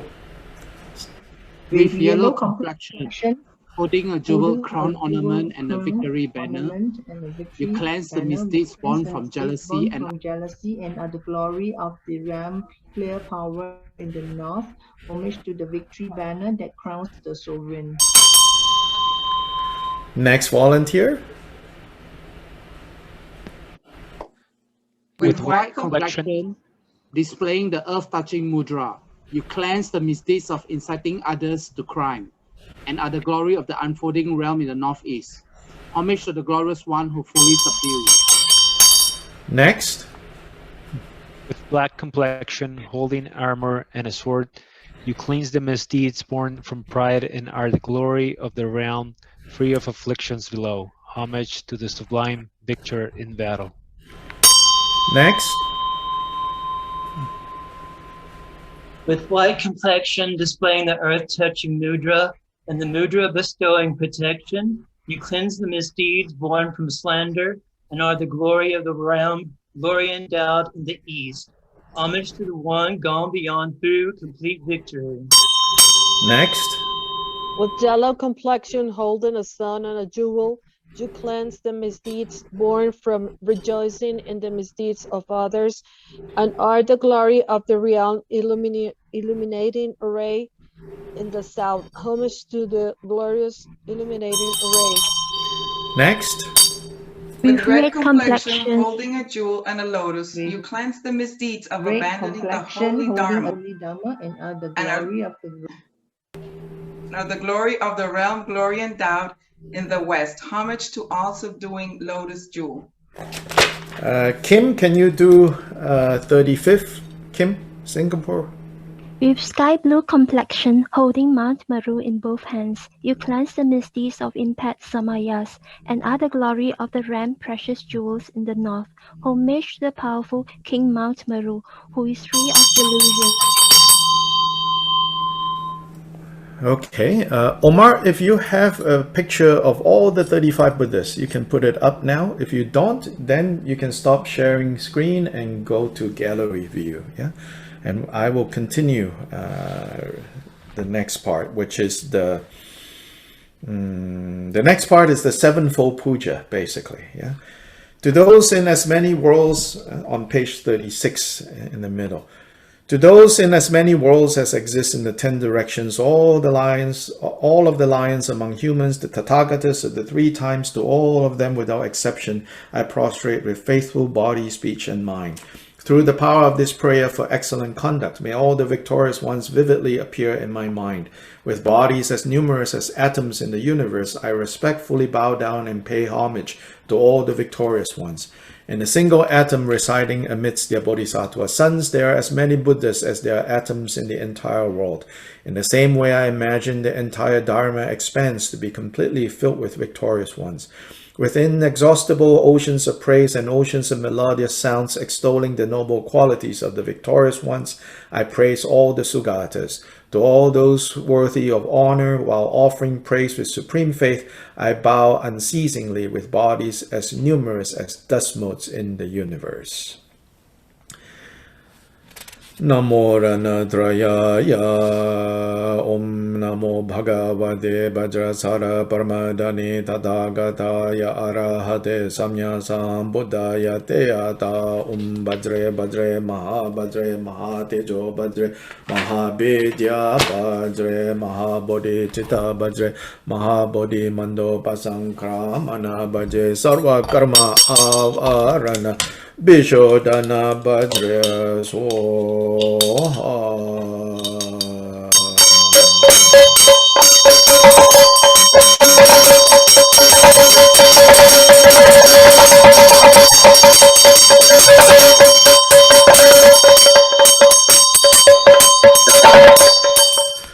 With the best of flowers and exquisite garlands, music, ointments, supreme parasols, divine lights, and finest incense, I make offerings to the victorious ones. With the finest garments, sweet fragrances, and powdered incense piled high as Mount Meru, and with everything in exalted and sublime display, I make offerings to the victorious ones. I also imagine vast and unsurpassed offerings made to all of the victorious ones. Through the power of my faith in excellent conduct, I prostrate and offer to all of the victorious ones.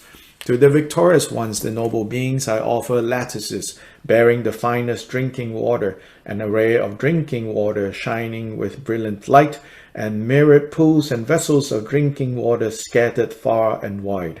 To the victorious ones, the noble beings, I offer lattices bearing the finest water for the feet, an array of water for the feet shining with brilliant light, and mirrored pools and vessels of water for the feet scattered far and wide. To the victorious ones, the noble beings, I offer lattices of finest flowers, an array of flowers of brilliant light, and myriad flowers scattered far and wide.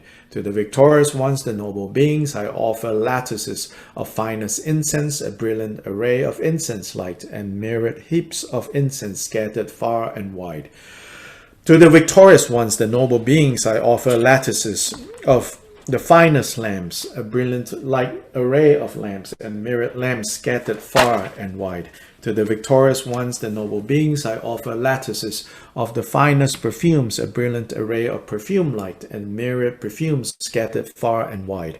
To the victorious ones, the noble beings, I offer lattices of the finest food, a brilliant array of food, light, and myriad food scattered far and wide.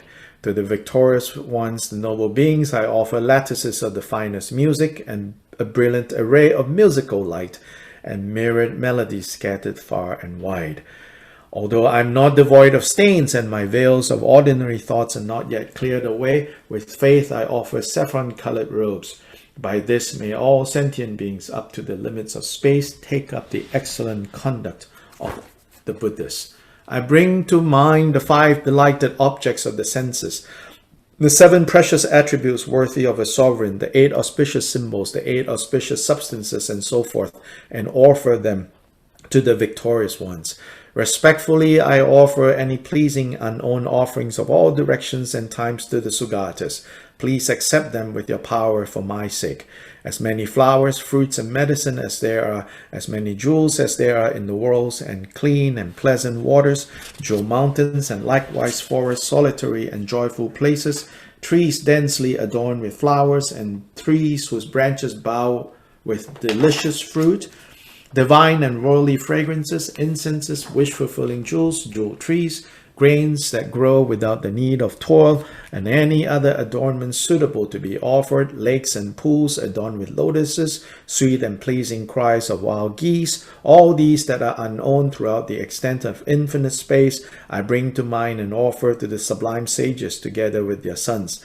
May those sacred recipients of offerings, the great compassionate ones, think of me with love and accept these offerings from me.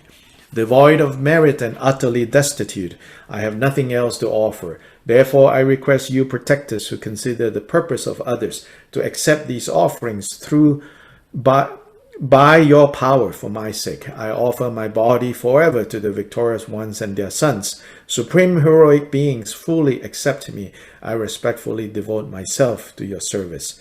Since you have taken me under your care, I shall benefit sentient beings without fear of worldly existence.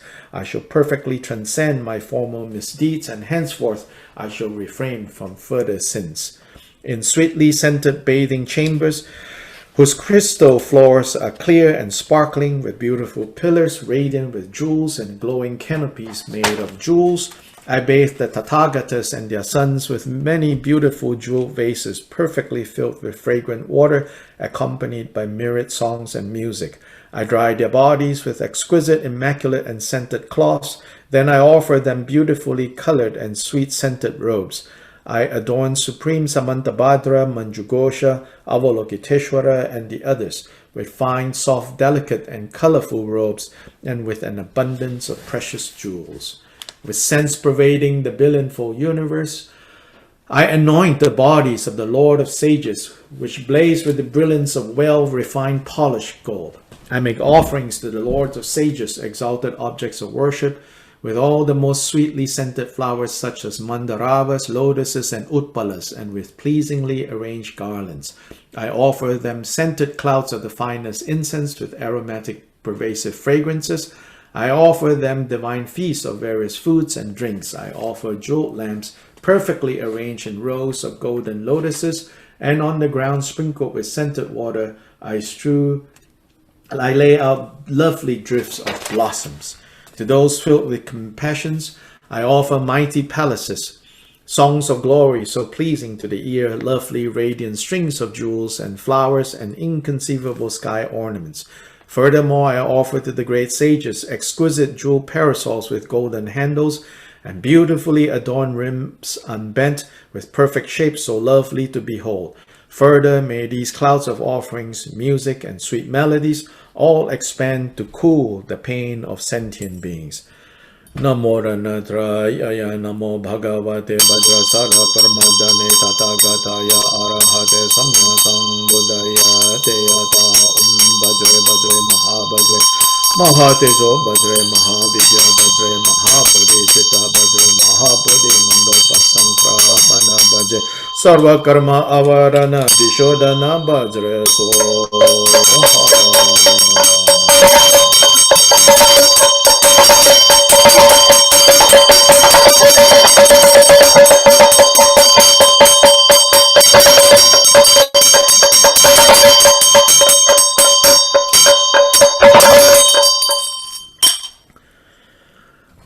Leonard, can you now lead us in reading the mandala offering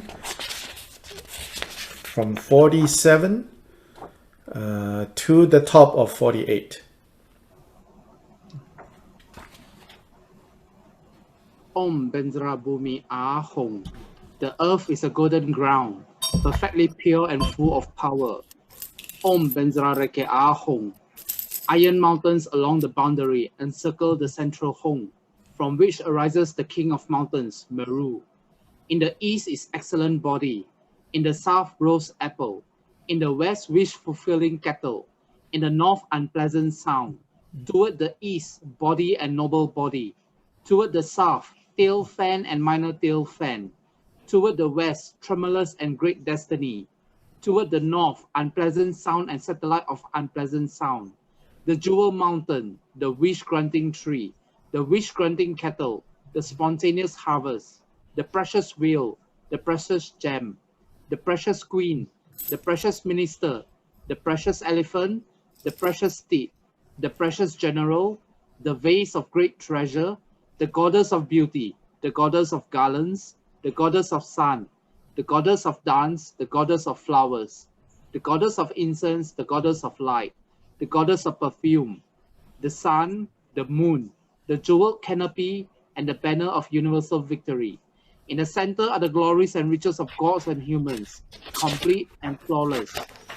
I offer this utterly pure field to the Buddha, the king of Sakyas, and the divine assembly of the 35 Sugatas, together with their retinues.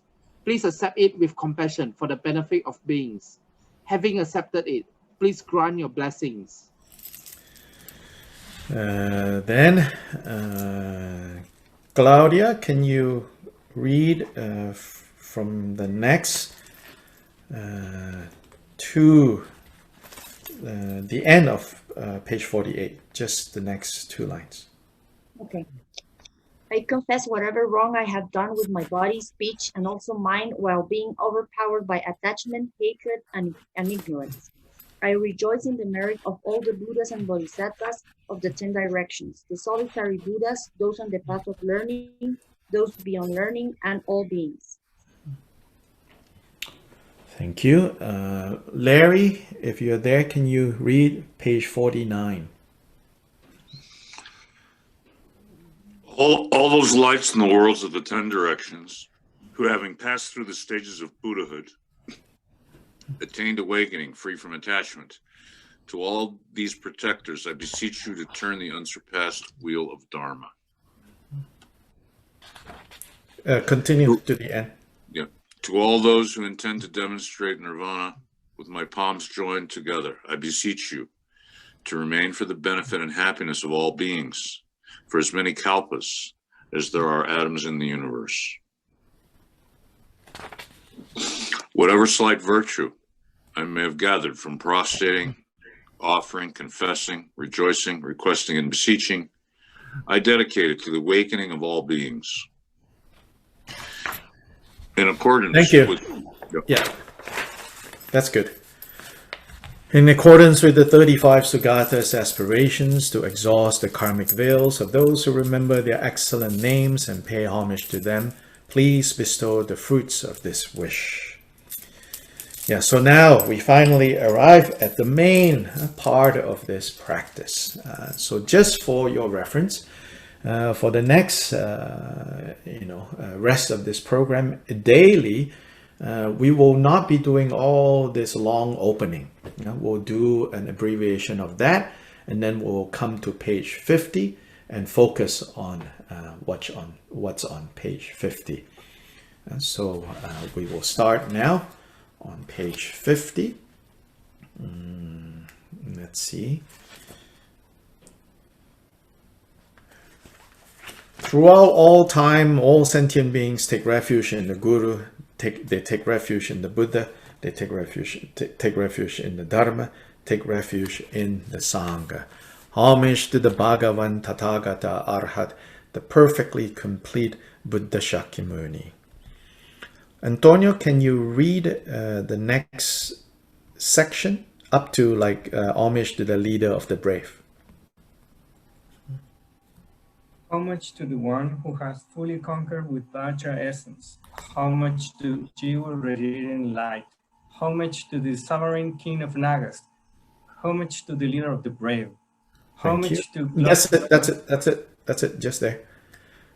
Sandra, the next section, until meaningful to behold. Homage to glorious joy, Homage to jewel fire, homage to jewel moonlight, homage to meaningful to behold. Randy? Homage to the jewel moon, homage to the stainless one, homage to glorious giving, homage to the pure one. Lucrezia? Homage to the glorious sandalwood. Homage To the top of page 52. Sorry. Homage to giving of purity. Homage to the water god. Homage to the god of water gods. Homage to good glory. Omar? Homage to the glorious sandalwood. Homage to the infinite brilliant. Homage to the glorious light. Homage to glory without sorrow. Claudia? Homage to the son of non-craving. Homage to glory of flowers. Cecile?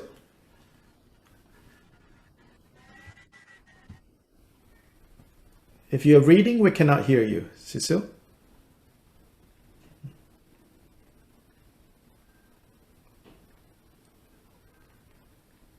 Cecile?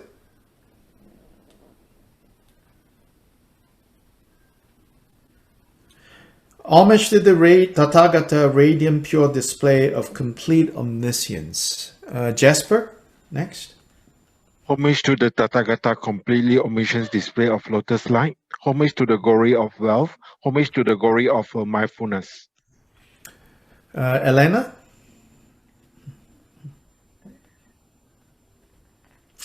If you're reading, we cannot hear you. Sorry. Homage to the widely renowned, glorious name. Homage to the King, victorious banner that crowns the sovereign. Leonard? Homage to the one gone beyond. No, to the top of 53. Homage to the glorious one who fully subdues. Homage to sublime victor in battle. Adriana? Homage to the one gone beyond through complete victory. Homage to the glorious illuminating array. Homage to all subsiding to lotus jewel. Next, Tracy? Homage to the king of Mount Meru, the Tathagata, Arhat, perfectly complete Buddha abiding on a jeweled lotus. Samantha?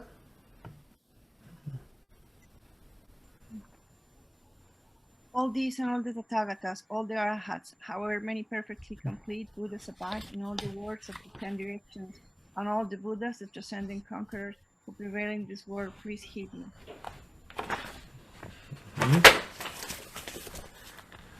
In this and former lives without beginning, in all the states of birth within samsara, I have committed evil deeds. I have instigated others and found joy in their crimes. I have stolen the wealth of stupas, the Sangha community, and the Sangha of the 10 directions. I have incited others to steal and found joy in their thefts.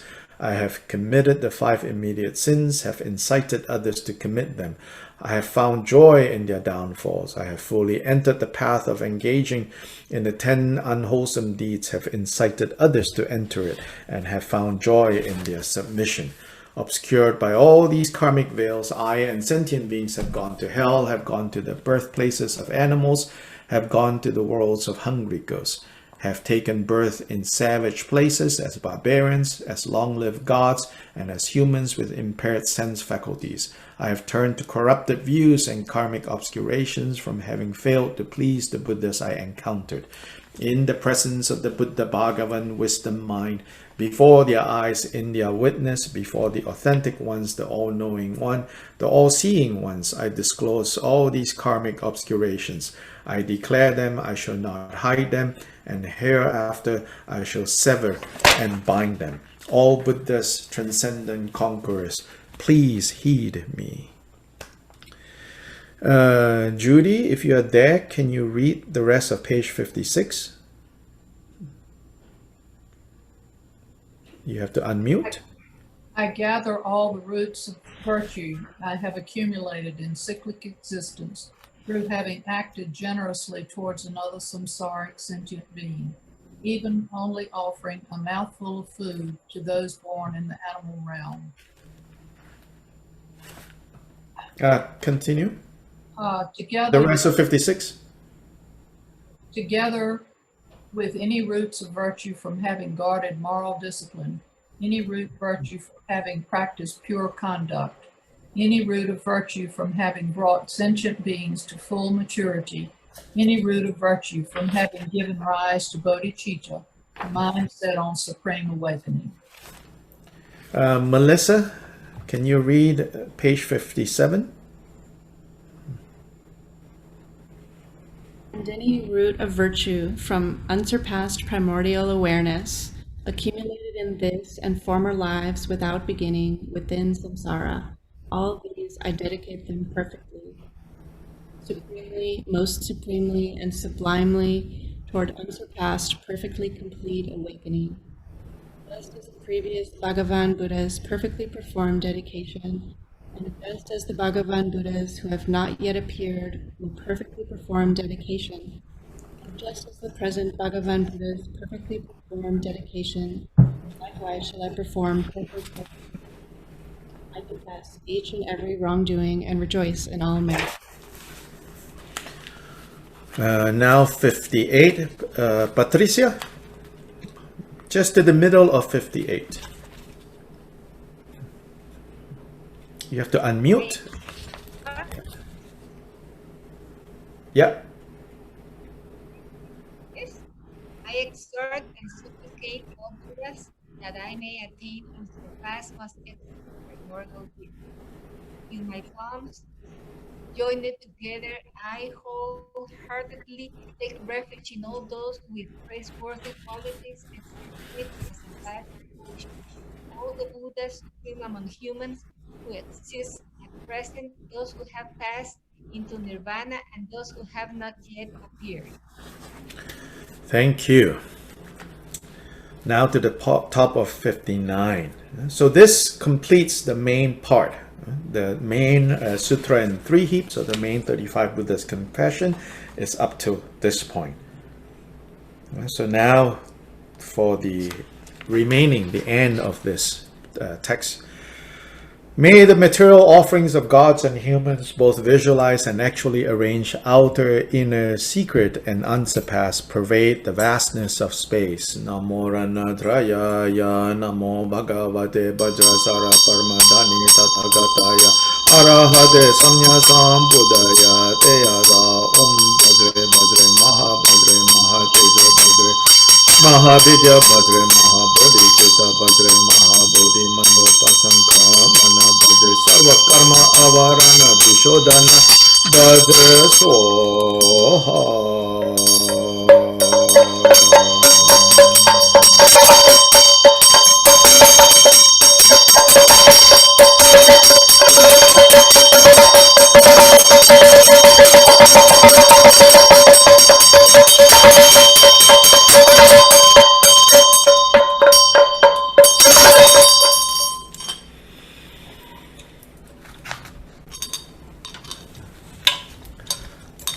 So now the names of the Buddhas, we say them again. I'm going to recite this section starting on page 59.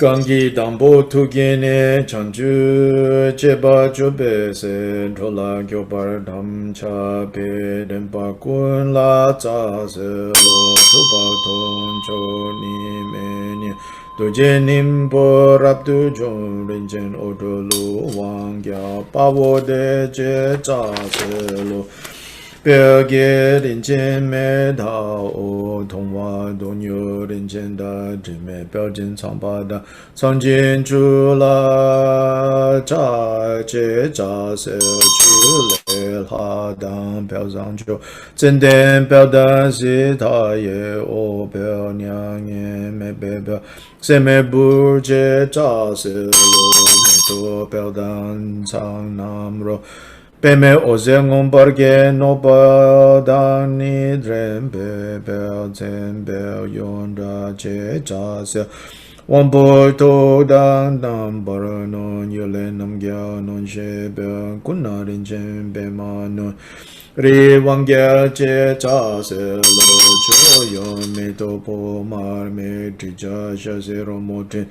Pendu gyasen nabza so chutrin gyaso da ye chun.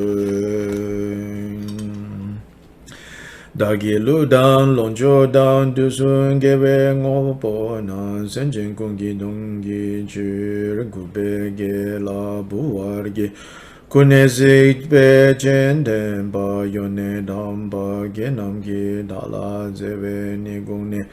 Dagi de da Jesu namora natraya namo bhagavate bhagavata paramadani tathagataya arahate samya sambuddha teyada bhadre bhadre mahabhadre mahadejo bhadre mahadija bhadre mahabodhisita bhadre mahabodhi mandupa sankramana bhadre sarva karma avarana vishodhana bhadre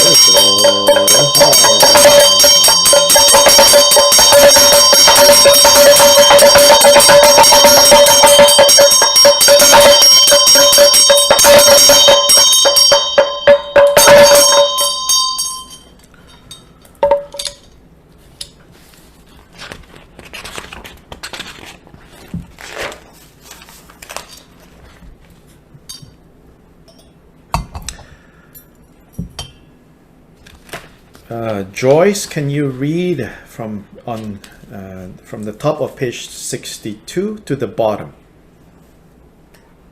I openly disclose the evil deeds and downfalls I and other wandering beings have committed and accumulated since time without beginning. I truly confess them from the bottom of my heart and promise to refrain from further evil deeds. I rejoice in all the merits gathered by the Buddhas of the 3 times who have departed, those who now remain, and those who will appear, together with their mighty sons, the 2 assemblies of hearers and solitary Buddhas, and so forth. I supplicate you, embodiments of compassion, to consider us helpless, wandering beings with love, and turn the immaculate Dharma wheel of the profound and vast Supreme Vehicle. Through having attained the primordial Vajra body to the eyes of untamed beings, you display the appearance of departing to nirvana. I beseech you, victorious one, do not depart too soon, but remain with us for long. Symbolized by these roots of virtue and the gathering of the 2 utterly pure accumulations of samsara and nirvana, by following your example, may all infinite wandering beings perfect the 2-fold purpose. Yeah, then Vicky, can you recite page 63? Please act according to the pledge you took when you engaged in bodhisattva deeds, and thus purify the negativities and downfalls of myself and other beings. By apprehending your name, by repeating and calling it again and again, I supplicate you to purify, exhaust, and cleanse entirely the negativities, downfalls, and obscurations of all wandering beings. In these evil times, sentient beings' actions are degraded, impure and unawakened. Our minds are suffused with negative emotions. Our offerings are scanty. They are marred by stains and other faults. Please forgive us all mistakes. Yes, so now go to page 64. The light of boundless compassion clears away the evil states and dispels demonic forces, hindrances, and hosts of wickedness. May the splendid power of the victorious ones, equal to the 100,000 suns, bring forth the happiness and fortune of infinite living beings. The stream of nectar flowing from the immaculate Dharmadhatu space fully cleanses the stains of evil tendencies. May the splendid power of the holy Dharma of the cessation and path bring forth the happiness and fortune of infinite living beings. In In order to eliminate the endless torment of cyclic existence, you have not abandoned the heavy burden of your vows and aspirations. May the splendid power of the ocean of great and noble bodhisattvas bring forth the happiness and fortune of infinite living beings.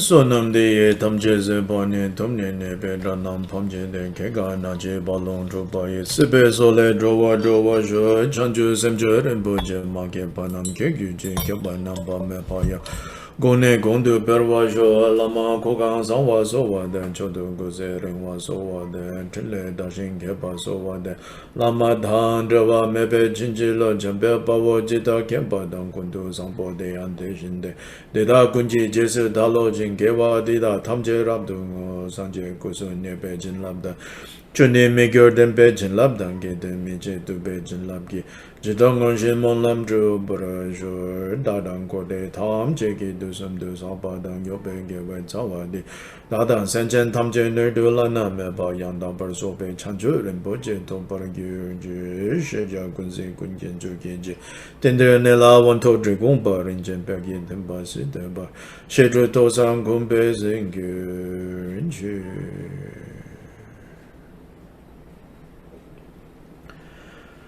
Chanju Zemjo Rinpoche Mage Banam Gegurche Keba Nyamba Meba Yang Gone Gongdu Belwar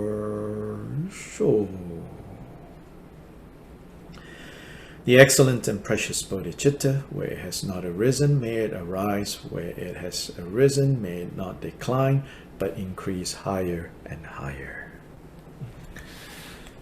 Can we have the gallery view, Omar?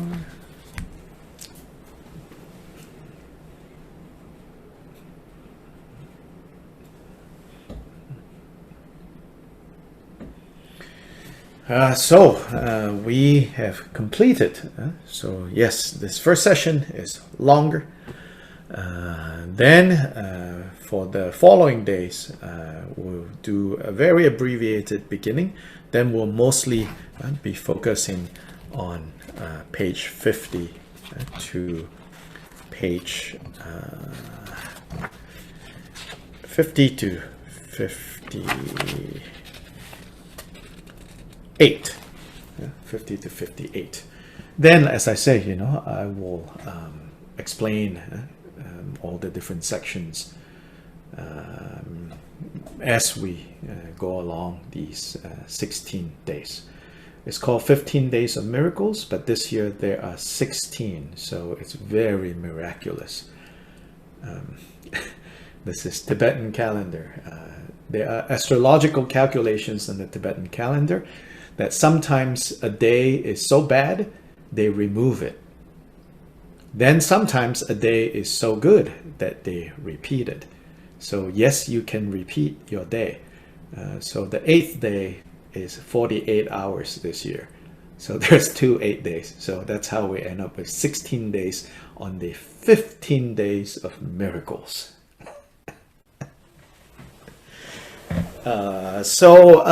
Any questions or comments before we leave? Dr. Lai, is there any way that we can have access to the individual pictures? I suppose they're not in the public domain. It's not that I don't want to release them. There's some question of should I be an instrument of... if you look, I can point you to where it is in the public domain. Not exactly this set, There's a set that is made available. If you go to the Three Rivers Tibetan Cultural Center, which is one of our Drigong centers. Khenchen Koncho Gyaltsen started it, and then Khenpo Chapel was resident Lama, and then now Lama Kelsang is the resident Lama there. Three Rivers Tibetan Buddhist Cultural Center, I think that's the whole name. If you Google that and you go in there, there is the resources or somewhere in there. It's easy to find. You will find, Javier already found it and provided a link in the chat. If you go there, the quality is not so good, but you can see, the 35 Buddhas. So about the 35 Buddhas, there are at least three traditions of representing them. This set is the set where it corresponds exactly. The one at the Three Rivers and the one that we were using. They correspond directly with the way it's described in our text. This is the most elaborate representation, where the Buddhas are holding actually all the things and the colors, everything. There is a middling tradition, which is represented in this tanka here, where only a few Buddhas are holding objects. Even though each of them have different colors. And the colors here don't quite correspond with our text either. So there is this tradition. This is, I call the middle tradition. Then the simplest tradition, the Buddhas don't hold anything at all, but their colors are different. And their colors are divided into 5 colors, the 5 Buddha family colors. So 3 traditions of representing the 35 Buddhas. This one is a tanka print, a very nice tanka print. If you want to get them, they are available online. Just look around.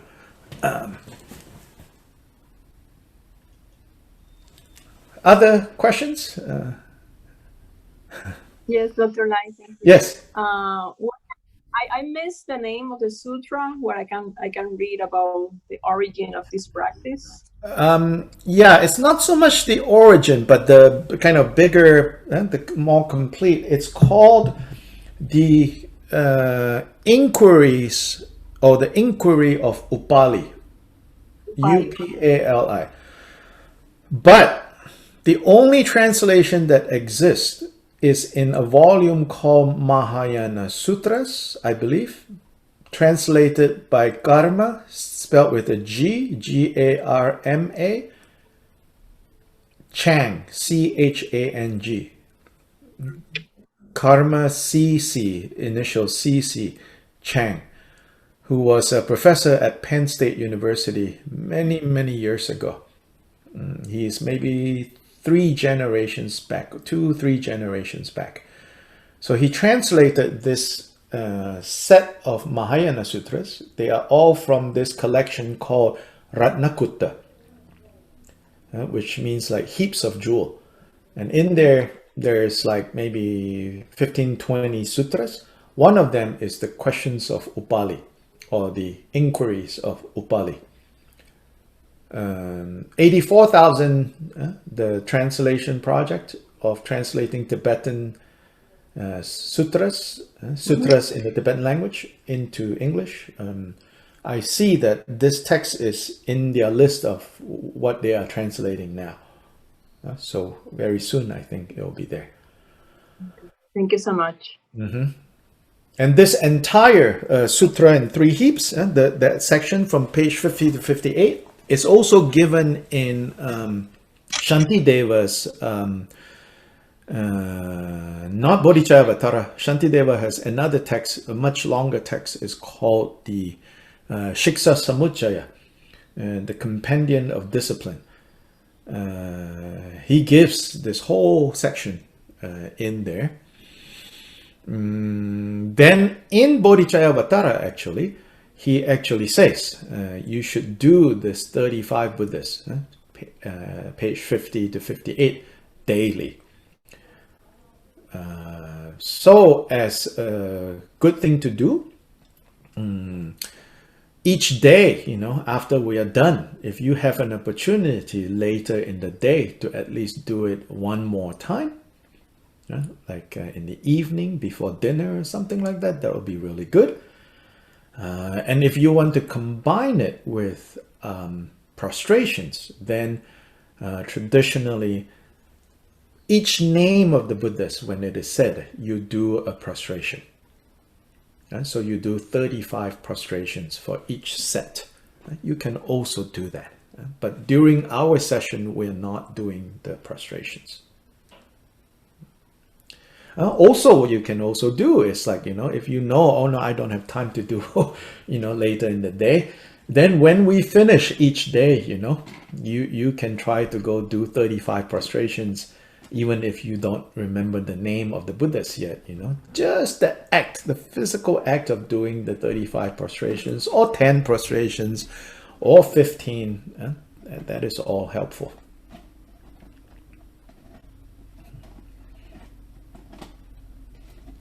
Thank you. Other questions? And what exactly are we not supposed to eat or drink? Is it like the poison? It's in the text there. It's in the text there. You can look and decide what you want or what don't want to observe.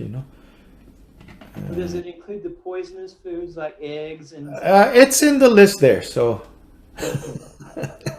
I couldn't find it, so. Oh, you couldn't find, then maybe you're lucky or unlucky. Just don't worry about it. This is the type of question, every time when the lamas do something, someone in the audience go, Lama, do we have to do this every day? And then everyone feel like they're going to punch the guy, because once the lama says something, everyone is stuck. So I'm not going to say anything. Top of the page 4. Top of page 4. Okay, that's enough. You can read it yourself. Thank you. And decide, to what degree of what you want to follow or not. Like I said, this is especially when in retreat. This was written for people who will be in retreat. Then, of course, virtue is virtue and non-virtue is non-virtue. Whatever we do have karmic, consequences. So to whatever degree we can engage in good and not harming, that's wonderful. But I don't want anyone to feel like, oh, I cannot do all of this, then, my practice is not going to be so good. No, you do whatever degree that you can, some is better than none.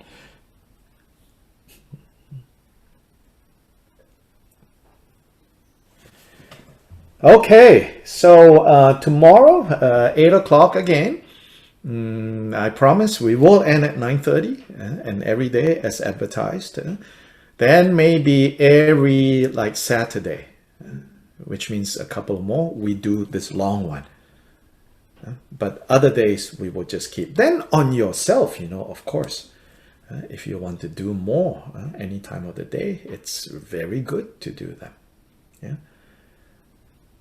So as you leave, and maybe those of you who have time, you want to stick around a little bit.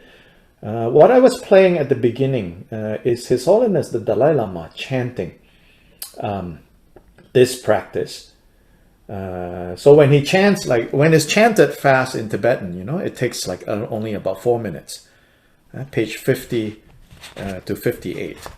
Now, even in the tradition of chanting this from 50 to 58, there are variations. So when you listen, if you're going to stick around and listen, and if you want this file, you go to YouTube and you type Dalai Lama 35 Buddhas. It will pull up that YouTube, okay? But if you want to listen here, when His Holiness chants it, right, in front of each of the Buddha's name, he inserts Deshin Shekpa. Go to page 51. I'll give you the example. Page 51. You see at the top, the fanatic says Chumdende. Chumdende is Bhagavan. Then Deshin Shekpa is Tathagata.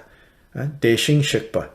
So you will hear His Holiness, like for example, the next name. The next name in our text is Dorje Ningpo Raptu Jombala Chaksalo. He will say, Deshin Shepa Dorje Ningpo Raptu Jombala Chaksalo. And then he will say, Deshin Shepa Rinchen Otrola Chaksalo. Deshin Shepa Luwangi Gyalpola Chaksalo. Yeah. He will add Deshin Shepa Tathagata. This is something that Je Rinpoche, Tsongkhapa, founder of Geluk lineage, added.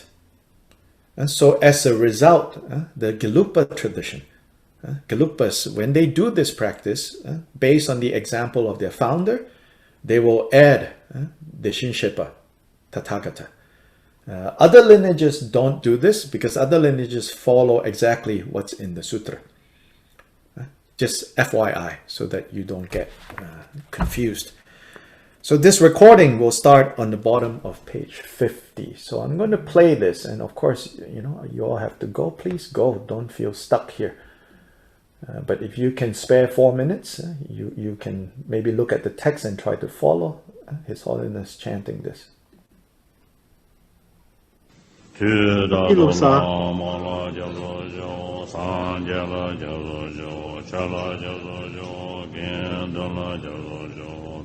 Top of 51.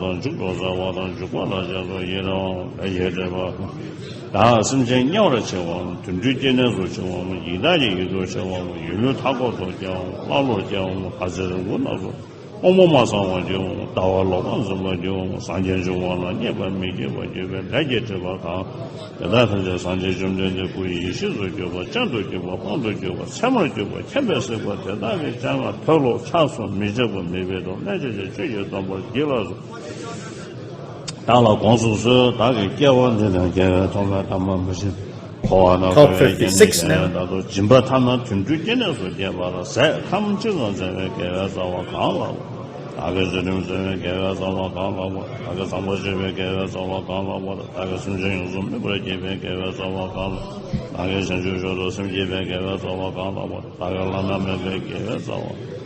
강라 바다다 덤지 직도 뒤신 덤제 덤나 라나 마시 바로 공나 마시 바로 공매야 공마 라매야 라마노 라나메바 양다 와저베 전주 또 용송 뭐지 시던데베 산제 좀 된다 남제 용송 매바 시던 마저베 산제 좀 된다 남제 용송 뭐 시도 다더시베 산제 좀 된다 남제 용송 뭐 잡아 가게 이제 용송 뭐 기후 이거 당제네 소소샤도 소나 담자만도 just 上届他讲了呢，贵些说完都说，大概让他那边一时间上当吧，他们就没着急吧，刚当的吧，当这些看我是原来了吧，他也叫做看我讲我姐姐教授你我这我。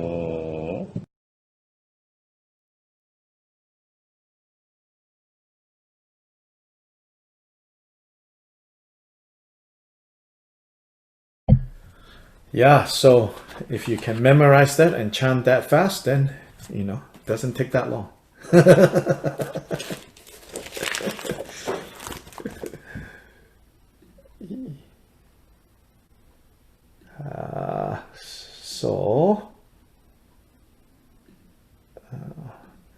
We can all unmute and say goodbye and tata and losata shidele and happy new year and all of. Thank you. Gracias. Thank you. Feliz Losar. Happy Losar to all of you. Thank you. Gracias, Sar. Feliz Losar. Happy Losar. Hasta mañana para todos. Happy Losar. Happy Losar. Happy Losar. Gracias. Feliz